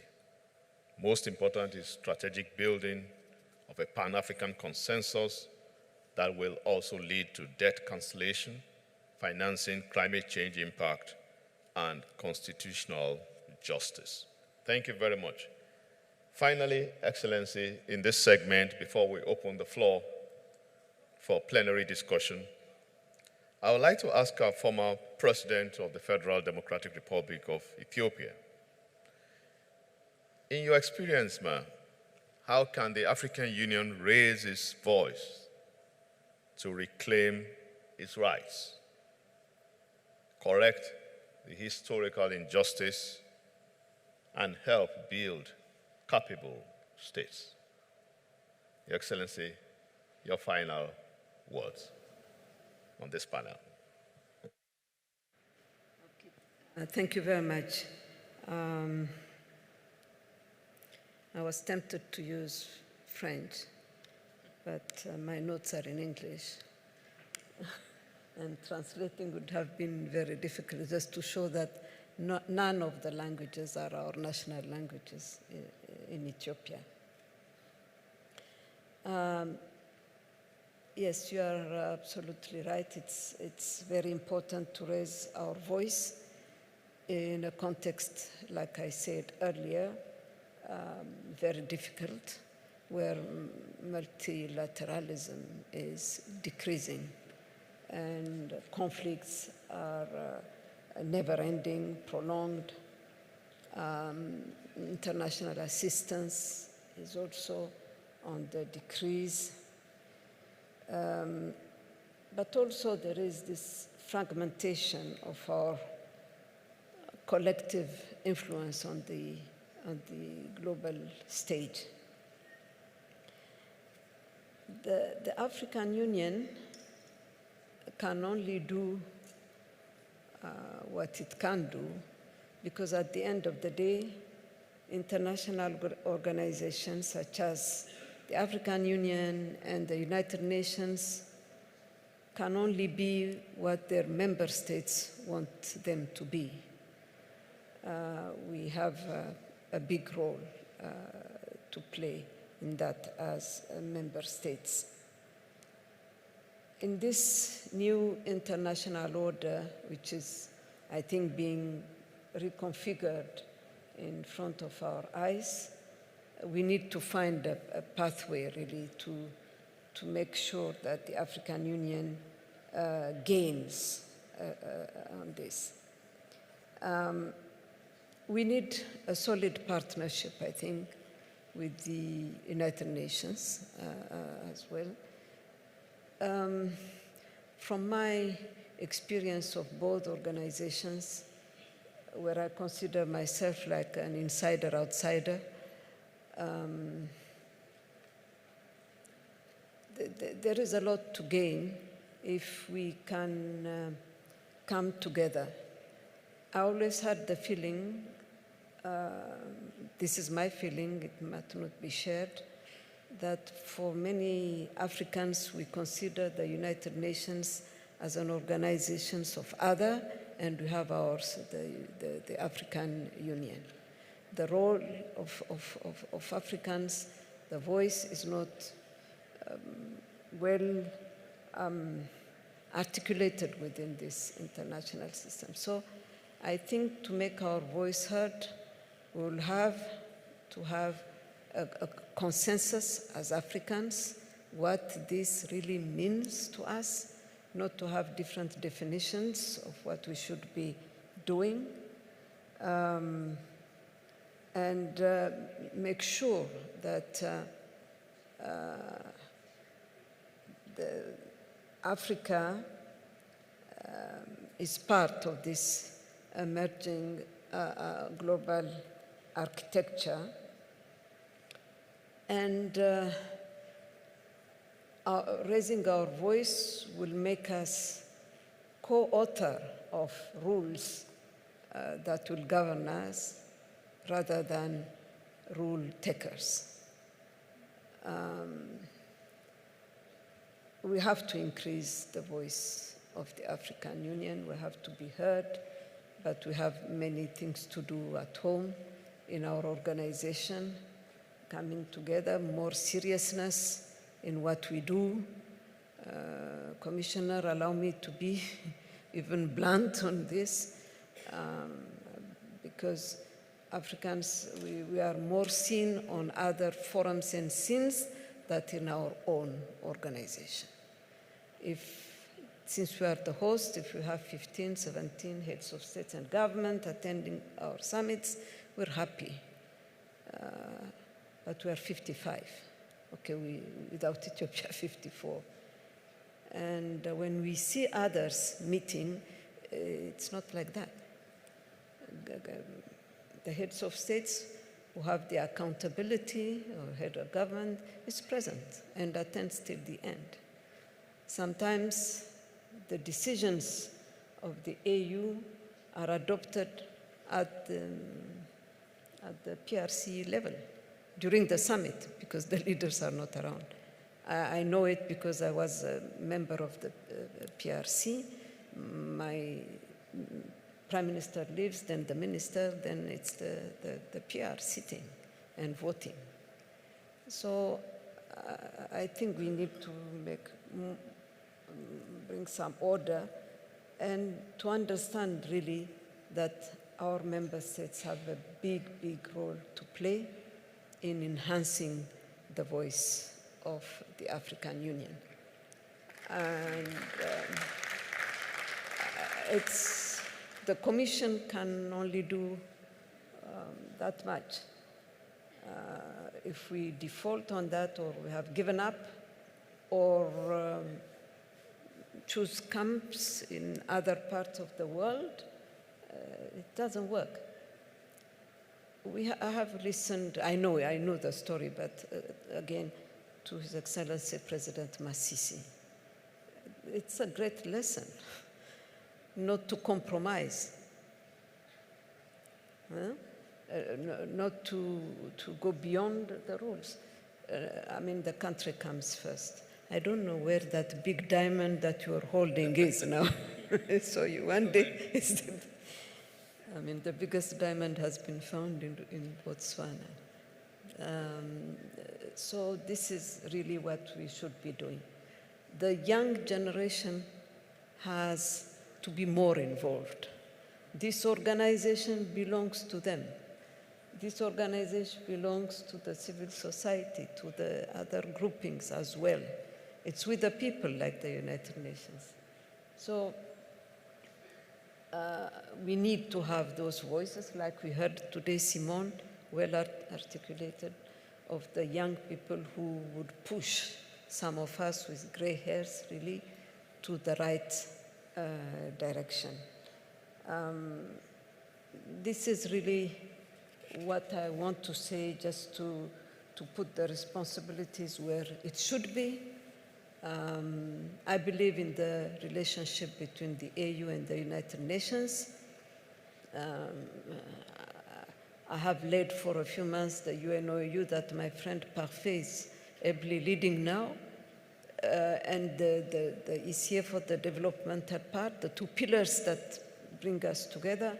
We have to reinforce that. Our voice will be amplified if we go really that way. So it was an honor to be part of this wonderful panel where we saw participants who are really standing on their records on what they have done. We have all sensed it, and really it's a good opportunity. Thank you very much, Commissioner.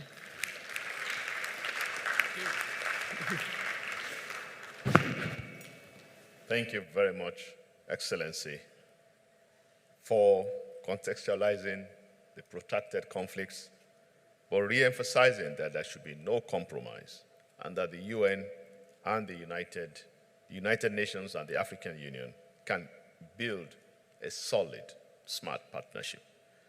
Emphasis is on youth ownership of our union. That's very, very germane to the debate for today.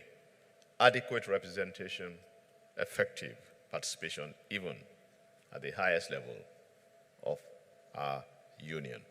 Excellencies, we now have the opportunity to have your comments, share your perspectives, ask very pertinent questions, and we have just about 30 minutes to 45 minutes to go.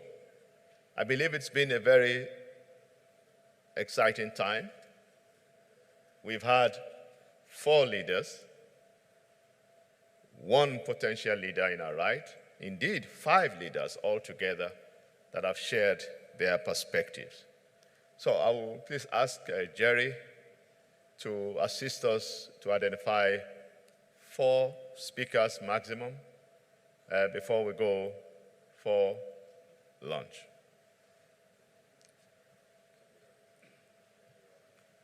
We have 3 mics, 1 here, 1 at the front, and the other one.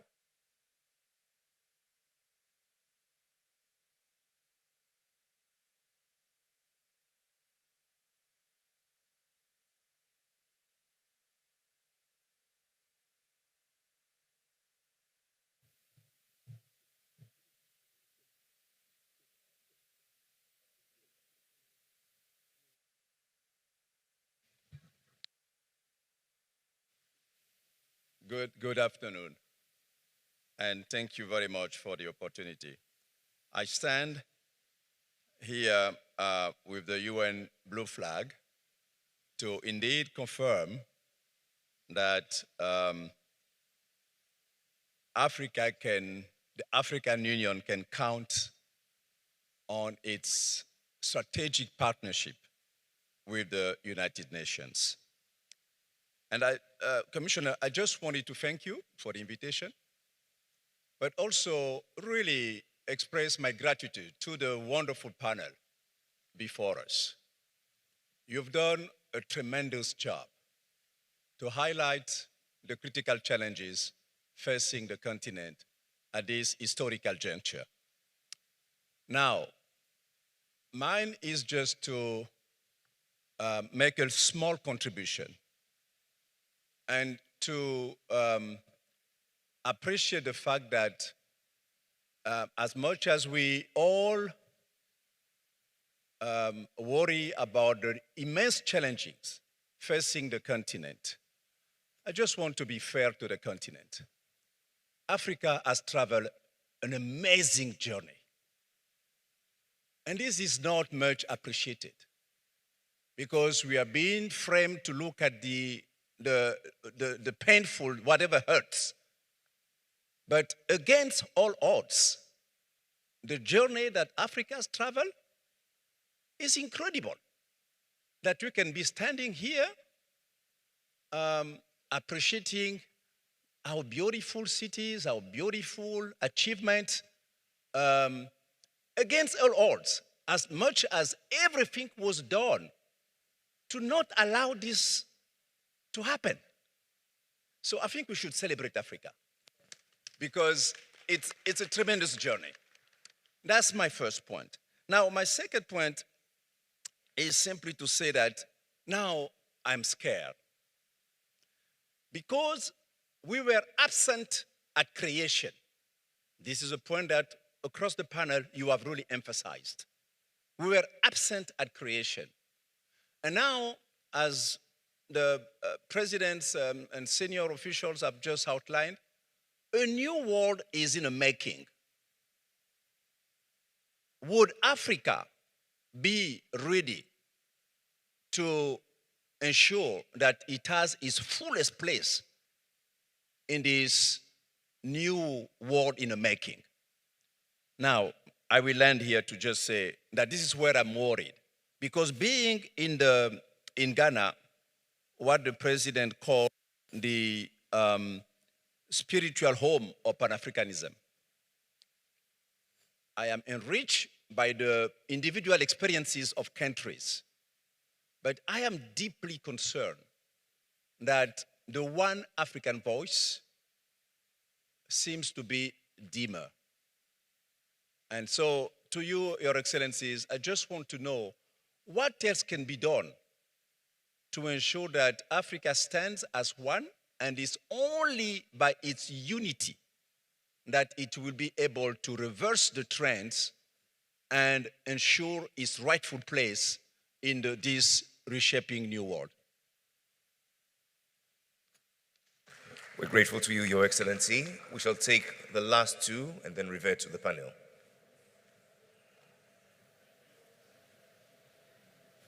Hello. Yeah, thank you. I'm Honorable Kuma, the Member of Parliament for Kintampo North. I'm a Vice Chairman of the Education Committee of Parliament of Ghana. I have an input here I'm pleading with you to consider. On the side of human rights, CSOs and other organizations will go around, take pictures of African communities. A case in point, I will not mention the name of the NGO, but the input is a picture with a pregnant woman, a video, going to farm with two little kids. Now, the picture is that the rights of the children are being abused because they are not in school. If you come to the community where I hail from, how, in general, are our educational infrastructure systems in Africa? You have most communities with just a 6-unit classroom block. In Ghana, basic education starts from kindergarten to junior high school. I'm generalizing this because I don't know how some of you, your educational systems are. I'm just concluding by saying, for us to be able to get the right of the children considered, for instance, for all children to be in school at the right time, it means if we are considering our educational infrastructure, then from kindergarten to primary and to the junior high must be within the same community so that no one is left out. If not, if you get to the northern sector of the country, just 6-unit classroom block, that means no kindergarten. Somebody completes the 6-unit classroom block as a different location. I will have to walk for about 11, let me say from 5 or 11 kilometers to the next community for junior high. School dropouts begin from there. And these are some of the things I want to bring to your attention. That in discussing our way forward, let's begin to let some of this reflect. Thank you. We must rethink our infrastructure for us to have a complete human rights issue. Last one, I beg you. The issue of, yes, last one, beg, please. The issue of our togetherness. When we go to the UN, where do we stand? Francophone, Anglophone. Where do we stand? Are we away together? Or we are being influenced by our colonial masters? Thank you very much. Thank you very much. The last intervention. Good afternoon, everybody. My name is Dr. Macaulay Kalu, and I am also the facilitator for the 6th region, and also a member of the 6+2 of the CIDO, Citizenship and Diaspora Directorate. And I want to thank the chair, Ambassador Bankole, for facilitating this wonderful panel, and also esteem the wonderful speakers today for the amazing contributions that you've made today. And one of the things that I gathered for some of the things that are being talked about, as we always talk about the Africa we want, is the reflection for me that Africa we want is not just a cliche, it's not a word that we just talk about. But Africa we want is from the perspective and from the eyes of individual citizens of Africa, to say, what kind of Africa do you want?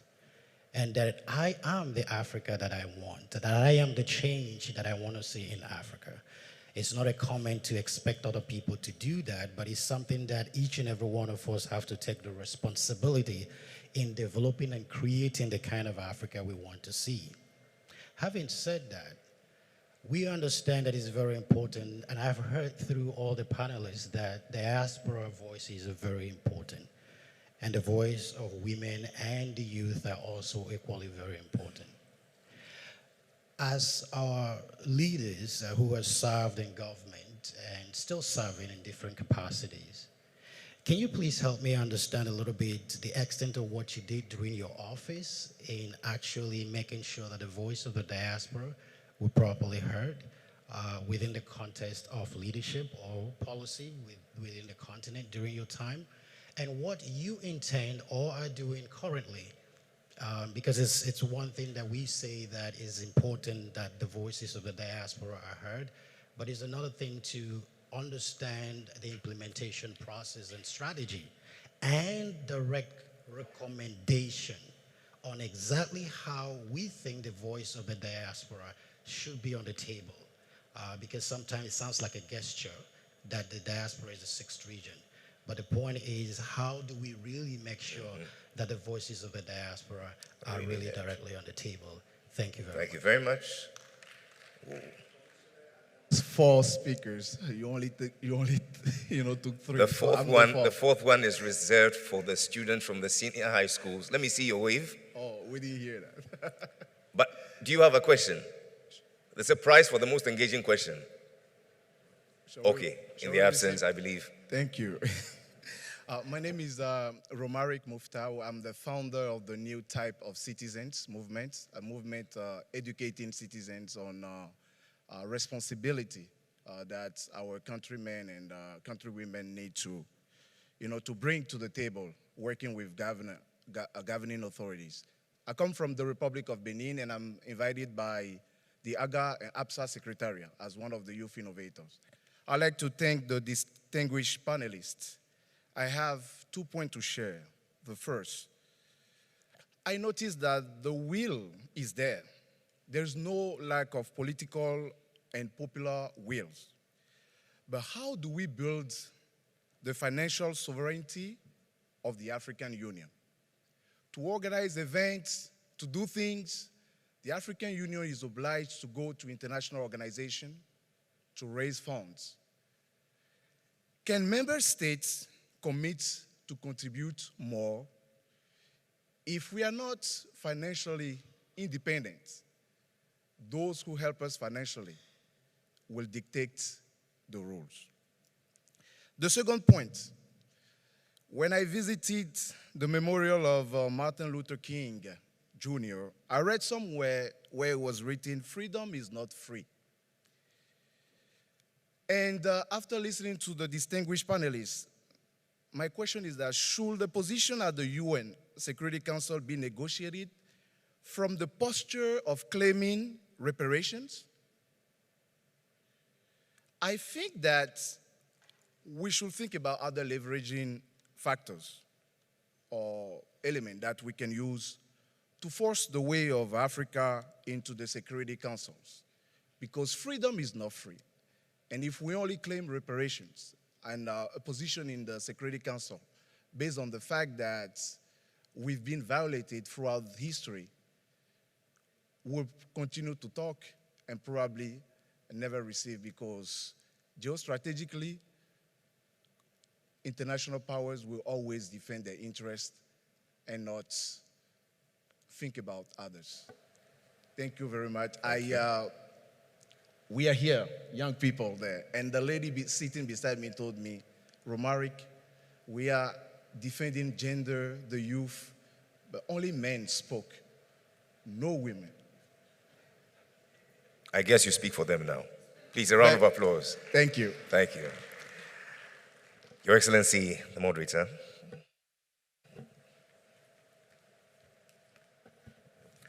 Thank you very much for the interactive questions. Excellencies, because of time, we would like to take these 4 comments and questions.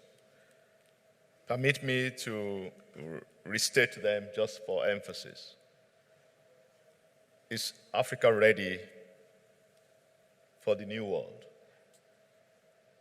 not what the colonizers called the New World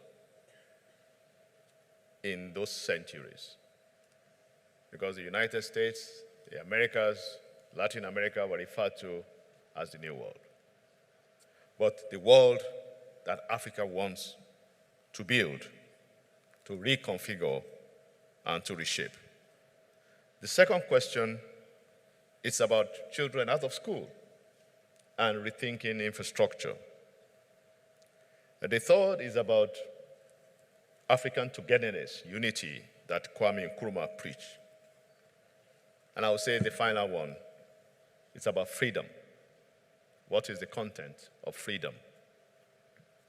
Excellencies, let me start with the youngest in the House, and you can take these questions and from there to the former Prime Minister, former presidents, and former Vice President. Thank you. Merci beaucoup, commissaire, et merci à tous ceux qui ont posé les excellentes questions. Moi, j'ai juste deux petits commentaires, deux réponses, notamment à celui qui a parlé de la diaspora, comment faire entendre la voix de la diaspora. Je ne suis pas chef d'État ni rien, mais je voulais juste dire une chose en tant que jeune femme ayant vécu dans la diaspora, pour dire que je pense que actuellement la voix de la diaspora est déjà audible. Je vous donne juste l'exemple de l'activisme numérique, que ce soit en matière de gouvernance, en matière de recherche de paix et de sécurité, en matière de développement, la diaspora, qu'on le veuille ou non, fait entendre sa voix. Parce qu'elle ne peut pas faire autrement, elle est intrinsèquement liée à la terre d'origine. Et ayant vécu à l'extérieur, je comprends en fait ce besoin d'être lié à la terre d'origine. Pourquoi? Parce qu'on est à l'extérieur, on voit ce que l'Afrique devrait être, le potentiel que l'Afrique devrait avoir, et on a envie de faire plus. Donc naturellement, cette voix-là est audible. Et c'est pourquoi je comprends la question. Et j'aimerais vraiment que la réponse vienne de vous. Comment au niveau étatique on institutionnalise maintenant, qu'on puisse institutionnaliser cette voix-là pour qu'elle puisse se faire entendre. C'est-à-dire tous les moyens, toutes les ressources que peut donner cette diaspora-là. Moi, je pense que c'est une question auquel nos gouvernants devraient répondre. Est-ce que ça doit être institutionnalisé à travers une politique, dans la politique étrangère, au niveau de nos différents ministères, dans le domaine économique, notamment avec les transferts d'argent, comment récupérer, on a beaucoup parlé du fait de récupérer, comment utiliser l'argent de la diaspora pour investir dans le développement. Il y a tous ces discours-là, tous ces discours qui sont là. Mais moi, je pense qu'il y a besoin réellement d'utiliser ce potentiel-là qui est là et qui se fait naturellement. Je pense que c'est quelque chose qu'on n'a même pas besoin de demander, mais que ça soit en matière de gouvernance, ça se fait. Et pour l'unité, rapidement, pour répondre à la question de son Excellence Parfait, d'abord, dire qu'en matière de justice, de réparation, on n'a pas le choix que d'être unis. Moi, c'est ce que je vois. On peut pas, aucun pays ne peut pas partir lui seul. Parce que, à cause des dynamiques économiques, des dynamiques politiques, on ne peut pas partir tout seul. Par exemple, je prends l'exemple du Sénégal. Nos colons, c'était la France. Vous voyez la différence de poids politique qu'il y a. On ne peut pas partir individuellement. On a besoin d'être unis pour parler d'une seule voix. Et pour moi, l'Union africaine nous donne aussi cette chance-là de nous retrouver. Parce que j'imagine que tous les pays n'ont pas la même vision de la réparation et n'ont pas les mêmes priorités aussi en matière de réparation. Certains sont peut-être plus sensibles à la restitution des biens culturels, d'autres sont plus sensibles à l'annulation de la dette, d'autres veulent, comme je l'ai expliqué tout à l'heure, un changement dans l'ordre mondial, dans la gouvernance. Donc, comment réconcilier tous ces différents intérêts? Je pense qu'il y a la plateforme qui est là. Donc, d'où l'importance aussi de cette unité. En tout cas, dans le domaine où on parle, justice, réparation, pour moi, il est impossible. Et comme on le voit, les tentatives n'arrivent pas à aboutir. Vous voyez certains pays comme le Bénin, la Tunisie par exemple, demander la restitution des biens culturels. Combien de biens ont été restitués? Une dizaine pour certains pays. Donc je me dis que si on y va ensemble, on pèse plus lourd. De toute façon, l'unité est notre seule chance, en tout cas pour sortir de ce débat. C'était ça la petite contribution que je voulais aussi apporter. Merci.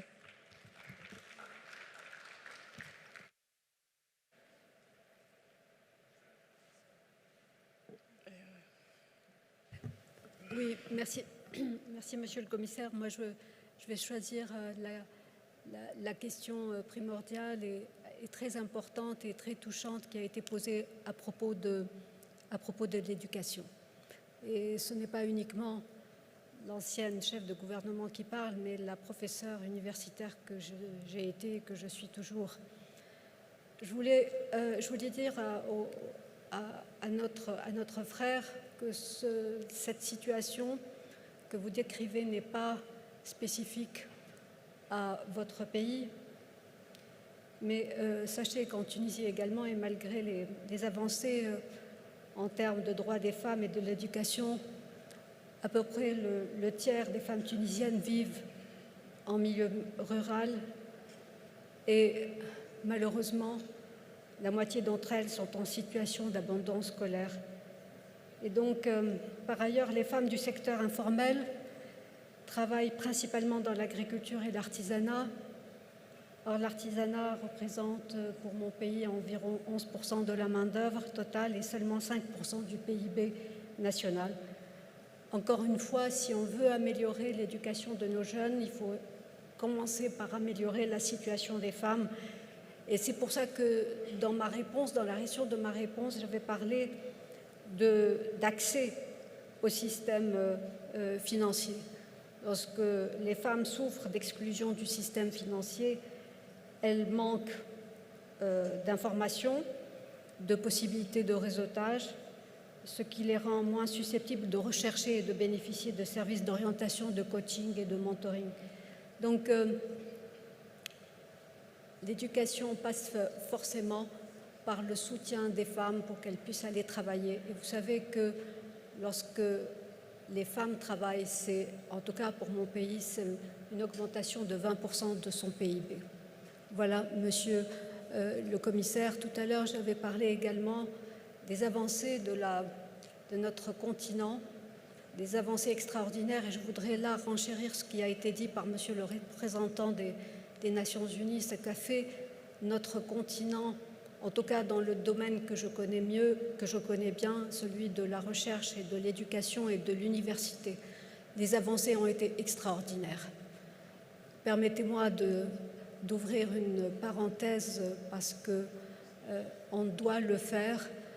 Les centres d'excellence africains qui ont été soutenus par la BAD et par la Banque mondiale ont permis de constituer un vivier, une masse critique de compétences dans des domaines clés, prioritaires de développement de l'Afrique.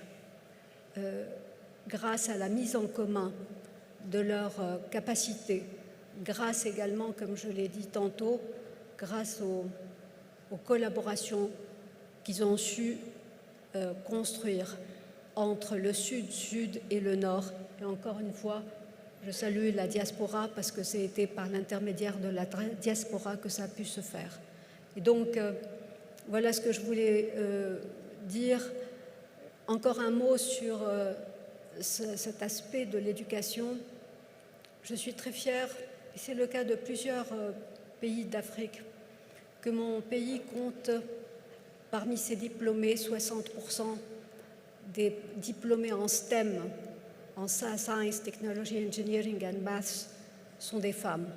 Et là, ça ouvre le champ des opportunités pour les femmes parce que nous connaissons les défis actuels. Les défis actuels, c'est la transition écologique, les défis actuels, c'est la transition énergétique, c'est la sécurité alimentaire. Et donc, toutes ces femmes ont devant elles le champ des opportunités. Et c'est pour ça qu'il faut véritablement croire en ces femmes et il faut faciliter la vie de ces femmes. Et je boucle mon raisonnement en les soutenant et en soutenant l'éducation dès la première enfance.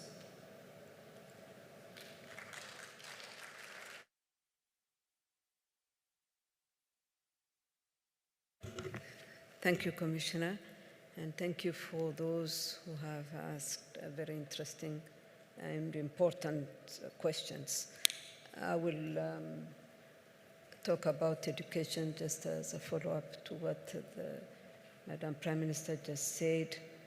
I had the honor of chairing an international commission on the futures of education of UNESCO a few years ago, which came with the report. A report has been issued, but I can tell you that the debate was extremely difficult. We were from all over the world. But there were also very good African scholars. But education is not about what we should learn at this point. It's also what we should unlearn. You know, we are formatted in such a way that this is what we will continue doing and thinking about. It was a very interesting discussion that we had around that. But is Africa ready for the new world? Even if I don't come with a concrete and clear answer, I would say we should not miss this opportunity again. And what is the recipe for that? It's to come together, whether we like it or not. And this is what the young generation is asking everywhere, you know, consensus on issues. And that's why earlier I was talking about treaties, half of them not being implemented. Then why do you sign them if you don't implement? I mean, there is a lack, again, to be blunt, of real leadership who knows where we should be going. Our decisions, what we think that you know, we should be doing for our respective populations should not remain slogans. Look back and see what we have been doing saying until recently, and we are doing the opposite. So I think it's the truth time, l'heure de la vérité, the hour of truth has arrived. We just can't miss that. That's why I was referring earlier on Pan-Africanism. I mean, Ghana is not for that. Our Emperor Haile Selassie, who fought for it. Subsequently, the creation of the OAU was a reality. But honestly speaking, we have completely diametrically opposed definitions about, or 100 definitions about Pan-Africanism, or we accommodate it according to what we want. This should be our guidance. That's why a dialogue, an intergenerational dialogue should be there. We cannot reinvent the wheel every single time, but we need to go on that. This is what I think. So leadership is key to advance that. I think, voila, okay. Thank you, Commissioner. Mr. Commissioner, I'll delve straight into it. I think the others have been adequately answered. There's a question that I think spoke to issues of the participation of African heads of states or leaders, particularly in terms of allowing donors to finance our activities. And there was on the diaspora, and then I'll address the last one on the readiness of Africans. It's imperative that, you know, speaking from the advantageous position of being a former head of state, to reflect and accept that there is a very serious leadership deficit in terms of commitment in real terms to the ideals of the EU. Former President of Ethiopia said it quite well in the example she gave of attendance at AU meetings at every level. But when you call for FOCAC or TICAD or US-Africa Summit or Korea-Africa Summit, there's full participation. But when you call for your own, we don't all pitch up. That's a deficit. That's a serious lack of commitment to that which you pronounce to aspire for. And that needs to be corrected. It's an area that needs immediate attention. On the diaspora issue, you will find serious gaps too.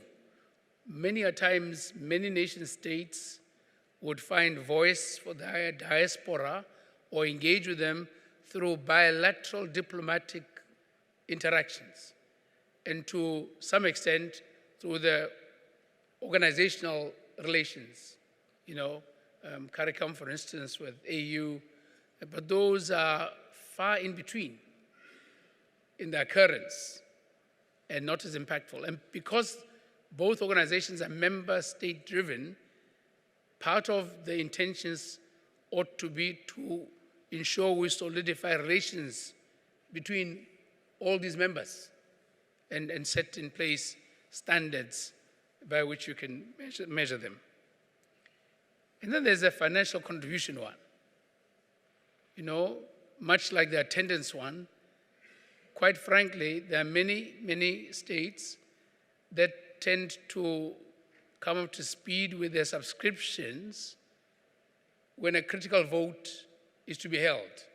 And interestingly, some of them are paid for by even other African states. So we talk of neocolonialism, but we practice it even on the continent where others so pretend over others and to extract a vote out of them. These double standards need to be addressed and should never be permissible. And so if you commit to be a member, it must be bluntly clear that you are a full member and you subscribe fully. There's been too much of a toleration of quasi-membership or very limited membership. And clearly, there are other influencing forces external to the continent that dictate the agenda.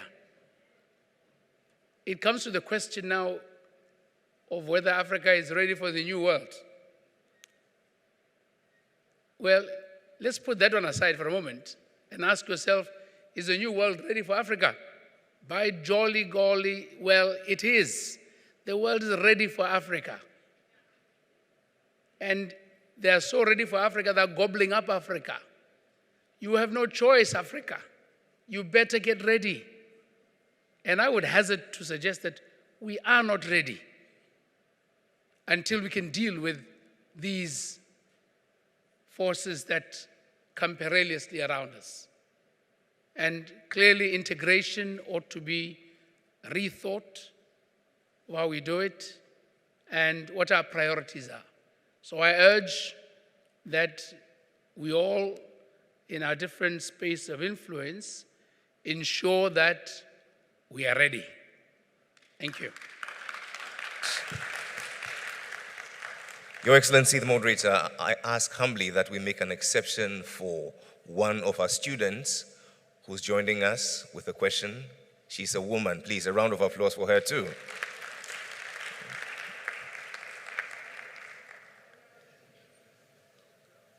Please, my question is to know about how the international organization, AU, is ensuring that the African continent do away with neocolonialism to raise on high the supremacy of Africa. And also, one of the aims of AU is to eradicate poverty. know how proficient it is in the African continent. Thank you. Thank you very much. Your Excellency. Thank you, Commissioner. Yesterday, I was advised that former President Chisano of Mozambique was addressing a regional meeting which took place a few days ago in South Africa. And he actually mentioned that liberation movements' gains are now eroded, meaning we are going backwards from what we had gained, what we fought for many years, and a lot of precious lives were lost. So why am I saying this? I'm actually in agreement with my brother who spoke first, who said that we have gained a lot. True, we have. If we are to speak of Africa of 50 years ago, surely a lot has been gained. But have we maintained the trajectory? Are we maintaining the gains? How are we fast losing them?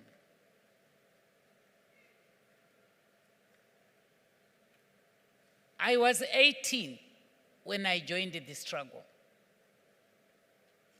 And I was told, for you to say you can't because you are a girl, it's because you don't know what you have lost along the way. Fight for you to be independent within the family. Fight for you to be able to get what you want through education, the education that my brother has spoken about. Fight for land, fight for democracy, and we also have to talk about this democracy. What does it mean in African context? We tend to champion things that are alien. And we resist, or to some blind eye, we give a blind eye to things that are closer to us, which we should be able to understand fully, work on them, improve on them, even to an extent of actually discussing them at regional level, continental level right now. We are speaking in several languages. English is not my perfect language, neither French, nor Portuguese or whatever, but we are trying to understand each other by using foreign languages. As a result, we can't stress, explain fully what we want to put across to each other. But by using those foreign languages, let's also rethink and say, what is it that should bring us closer other than using this foreign language? Parents as fathers, parents as mothers, what is it that is missing? So there's a lot. Education, we have gained a lot. That's why we are able to hear each other and speak. But how much have we done to keep on whatever we have gained through education? So that's one thing that I also wanted to contribute in few words. Thank you.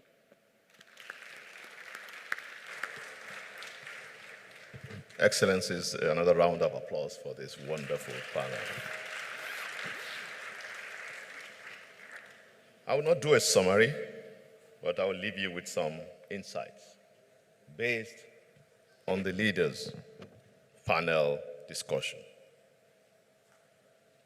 Pan-Africanism is alive.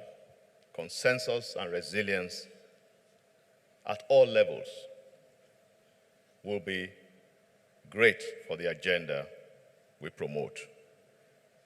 Education remains a powerful, transformative agenda, and education for all, especially women and girls, will be transformational. Intergenerational dialogue must also include intergenerational action. Financial inclusion will promote the dignity of women and youth. Freedom, freedom, liberation, liberation will contribute to assertive leadership. Transfer of power is essential. The youth remains our greatest asset, our greatest capital. The diaspora is a source of strength to back up African desire and aspirations. One Africa, one voice. Africa speaking as one should also include Africans being co-authors, and I'll add, co-creators for the Africa we want. Bold and courageous leadership is indeed a form of celebration, celebrating the gains over the decades of independence. We have to address neocolonialism, as the young lady said, because neocolonialism and double standards will continue to weigh us down. No limited membership for Africa in the new global order. We must be ready, but that Africa itself is asking the question, is the new world ready for Africa? Excellencies, this month, July 2025, marked another opportunity to remember a great Pan-Africanist in the person of Madiba, late Nelson Mandela. And I quote what he said about justice and peace. Remember, our theme is justice, rights, reparations, and state building. Let there be justice for all. Let there be peace for all. But most importantly, being in Ghana, being in Accra, it is also essential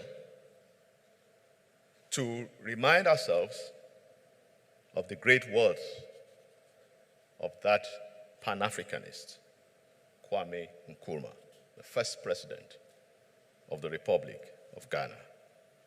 He said, and I quote, "We faced east nor west. We faced forward. That forward, Excellencies, is Agenda 2063. I thank you all for giving me this opportunity and the privilege. The first ever privilege I've had to speak to 4 former leaders at the same time in public,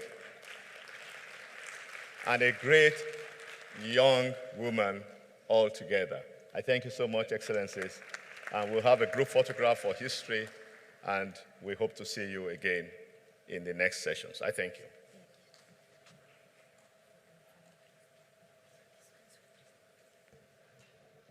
Before we let our panelists, distinguished panelists, relax for lunch, the African Union has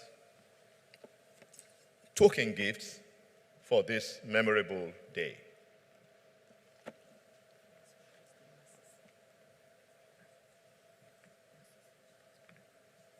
Excellency.